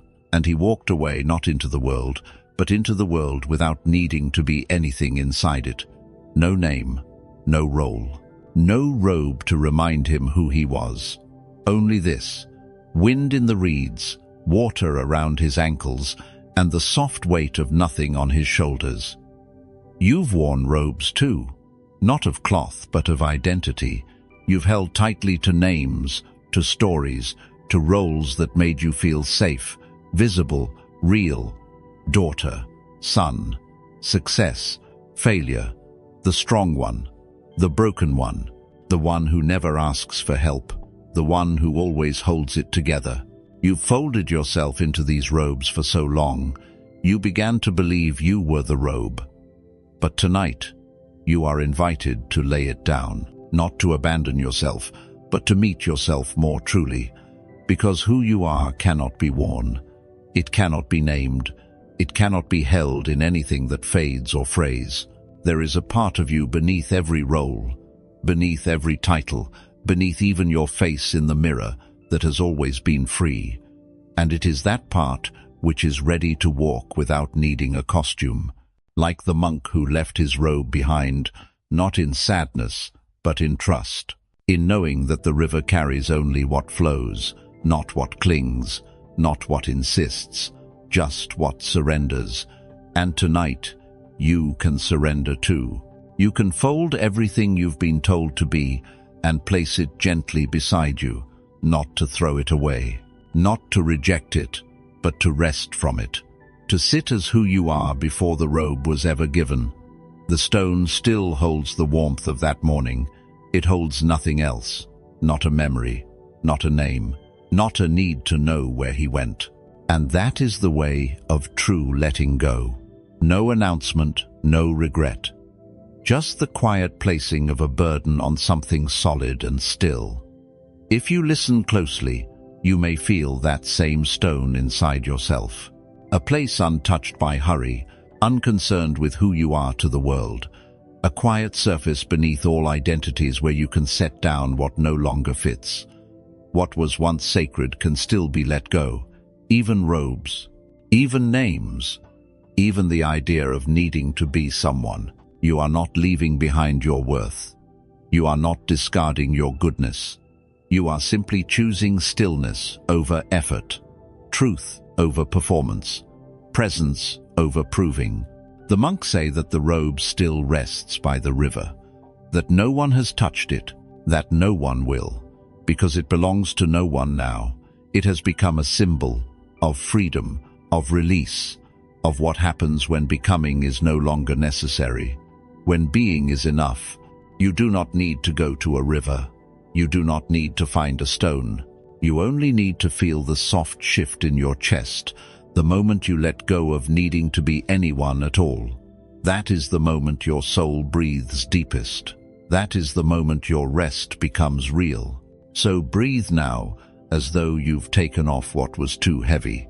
Lie back as though the stone beneath you was placed there just to hold your release, and let everything you no longer need fold itself away. You will still be here, but now lighter, truer, and open. Like the monk who walked on with no robe, no name, and no fear of being forgotten. Because the river remembers, because the silence remembers, because you were never your robe. You were always the one walking free beneath it. And now, you rest. The temple was still. Only the hush of wind against paper walls. Only the quiet breath of candles watching themselves flicker. And then a step, bare feet on old wood. A soft, careful sound that moved through the hall like it had always been there. Not loud, not meant to be heard, but it echoed just the same, because the one who walked was fully inside the step, not rushing toward the next, not thinking of the last, just this one heel, arch, toes, placed on the floor as if touching the earth for the very first time. Some say it was the abbot, others say it was a child, but none could deny the silence that followed. As if the whole temple had paused to listen to one foot meeting the moment. You've walked so many paths, some in pain, some in haste, some trying to get away from who you were, others trying to become someone new. But how many times have you been inside your step, inside your body, inside the breath that moves it? Tonight, there is no path to finish, no gate to reach, no bell to chase. Only this, the floor beneath you, waiting to be met. Only this, the sacred rhythm of a body that has carried you through everything. This is not about walking.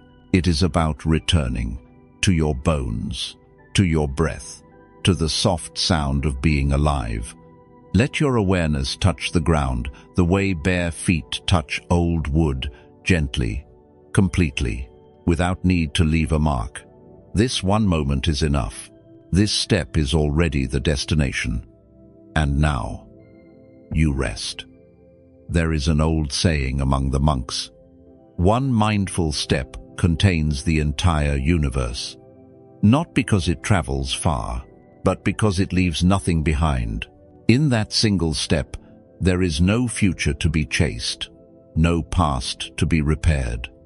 Only presence, only earth, only now.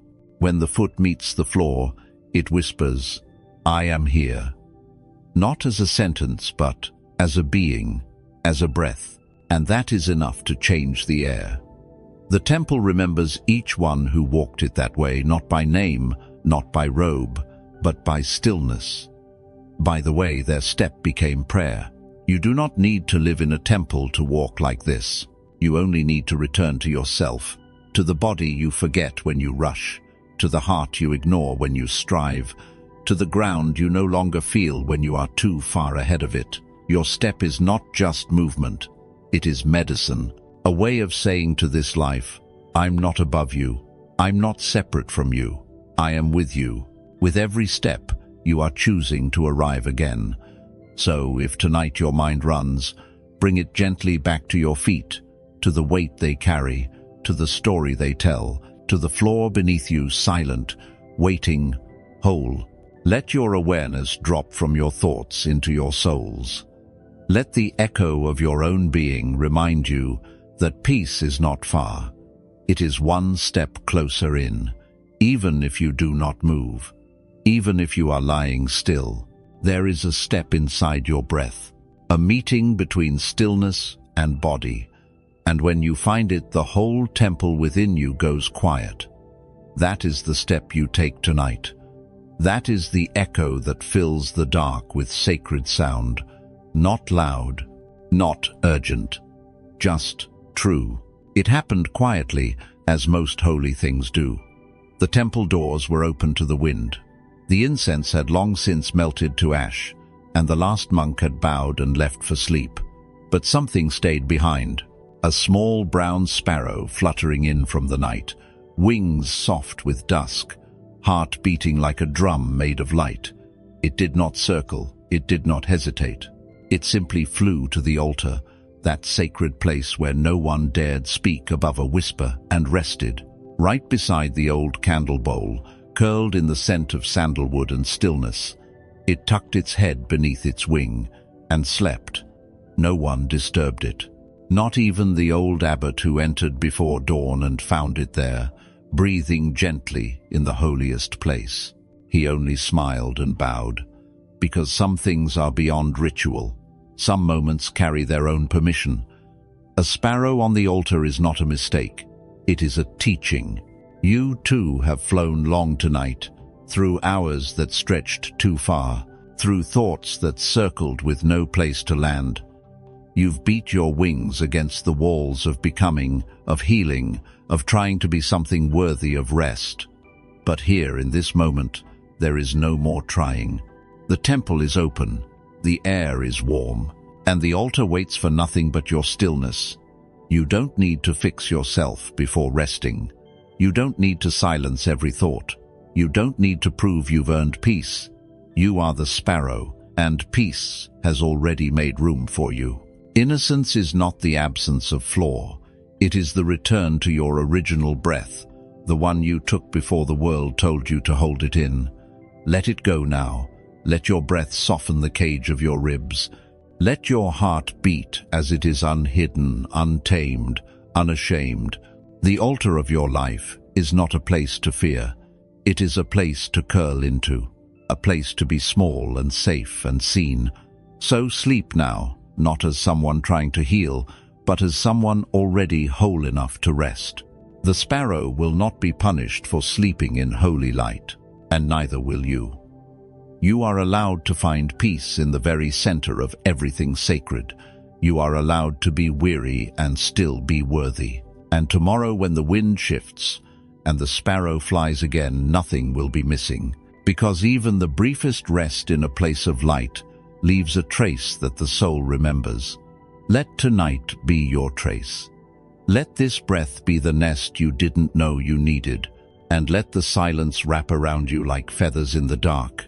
You are the sparrow, and now you rest.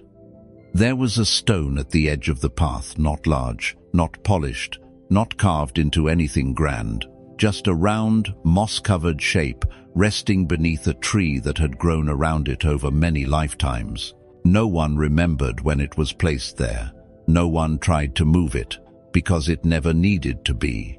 Through wind, through storm, through decades of footsteps passing nearby, the stone remained. Not because it resisted, but because it belonged. Some things don't require progress. They don't seek to transform. They don't whisper for more. They just are. And in that is their strength.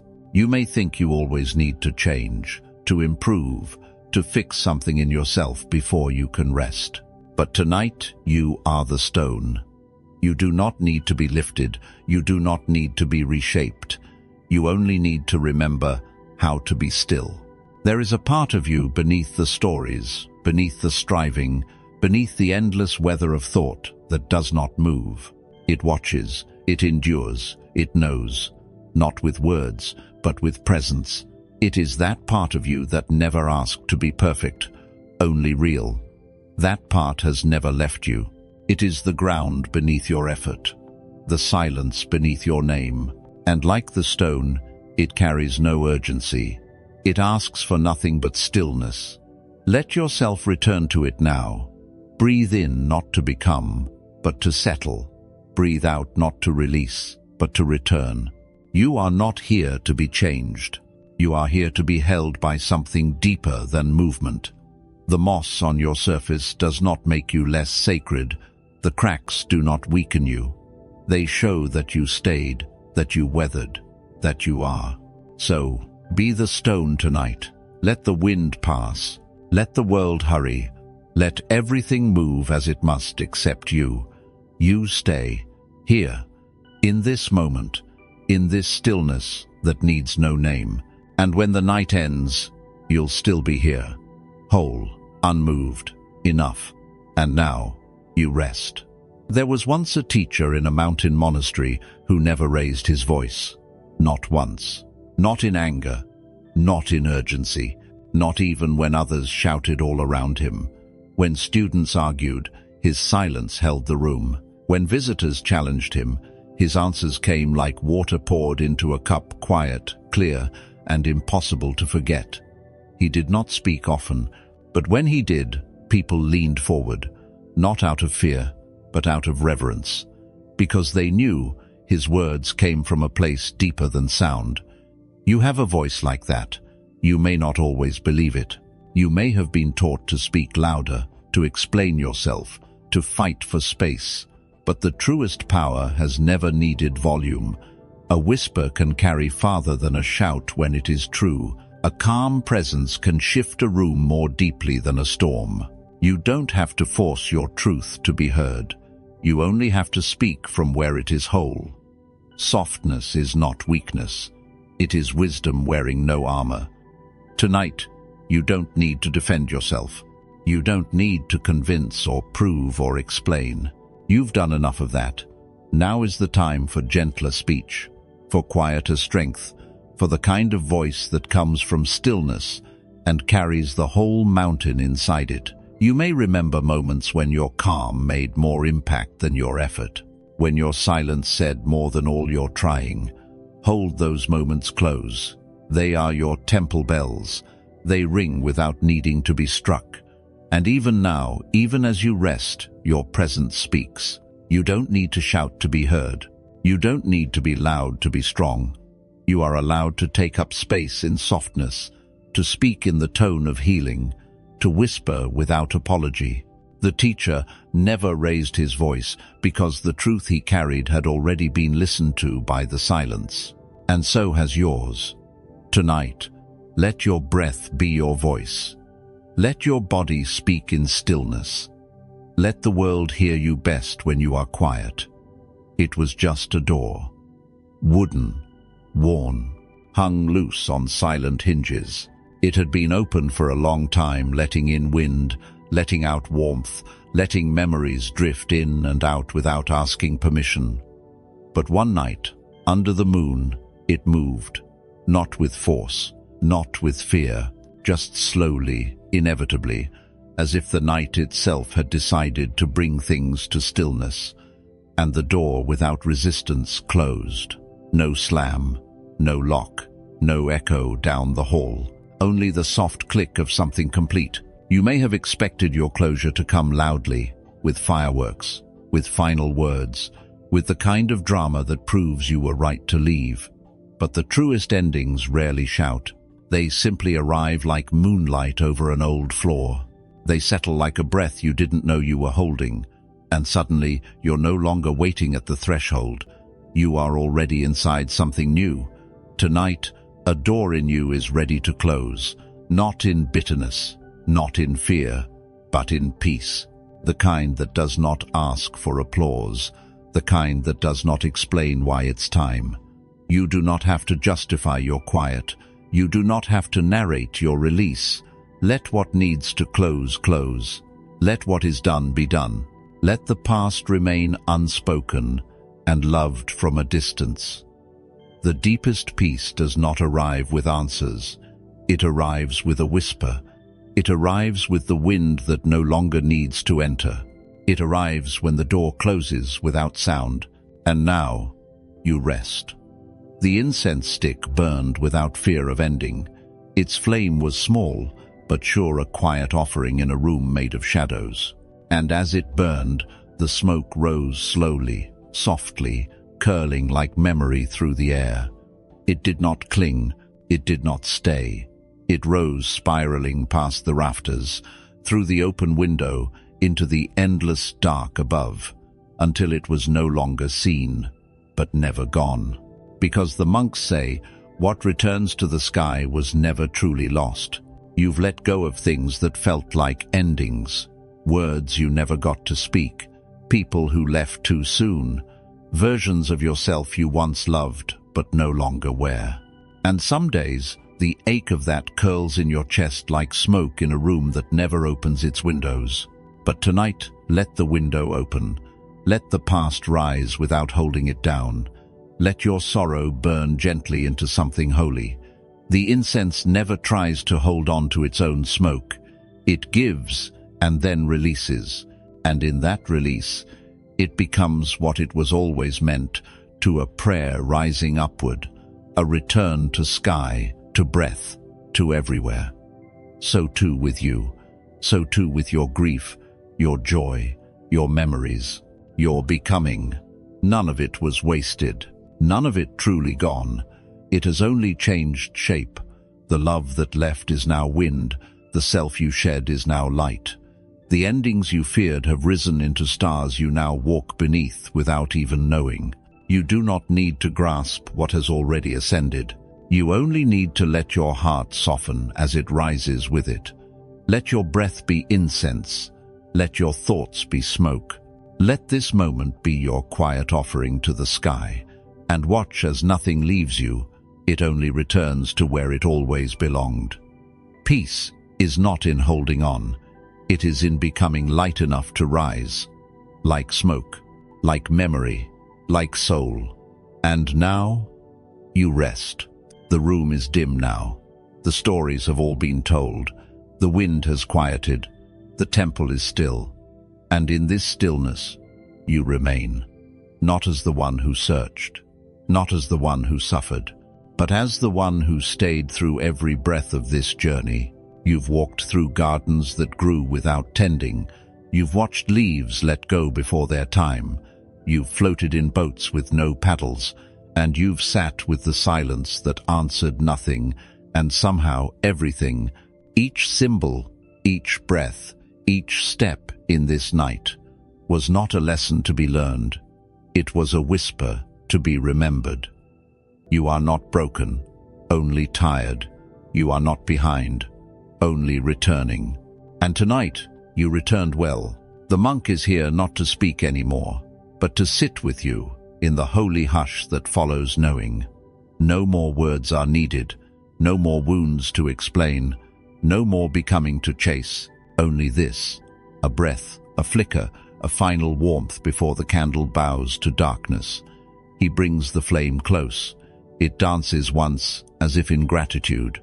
Then he exhales, and the room falls into the most sacred sound of all. Silence. This is not the end. This is the holding. You are held. By the floor beneath you, by the sky that has always watched without demand, by the quiet part of your soul that never left, not once. The journey is over for now, not because you finished it, but because it has become part of your breath, and now you rest.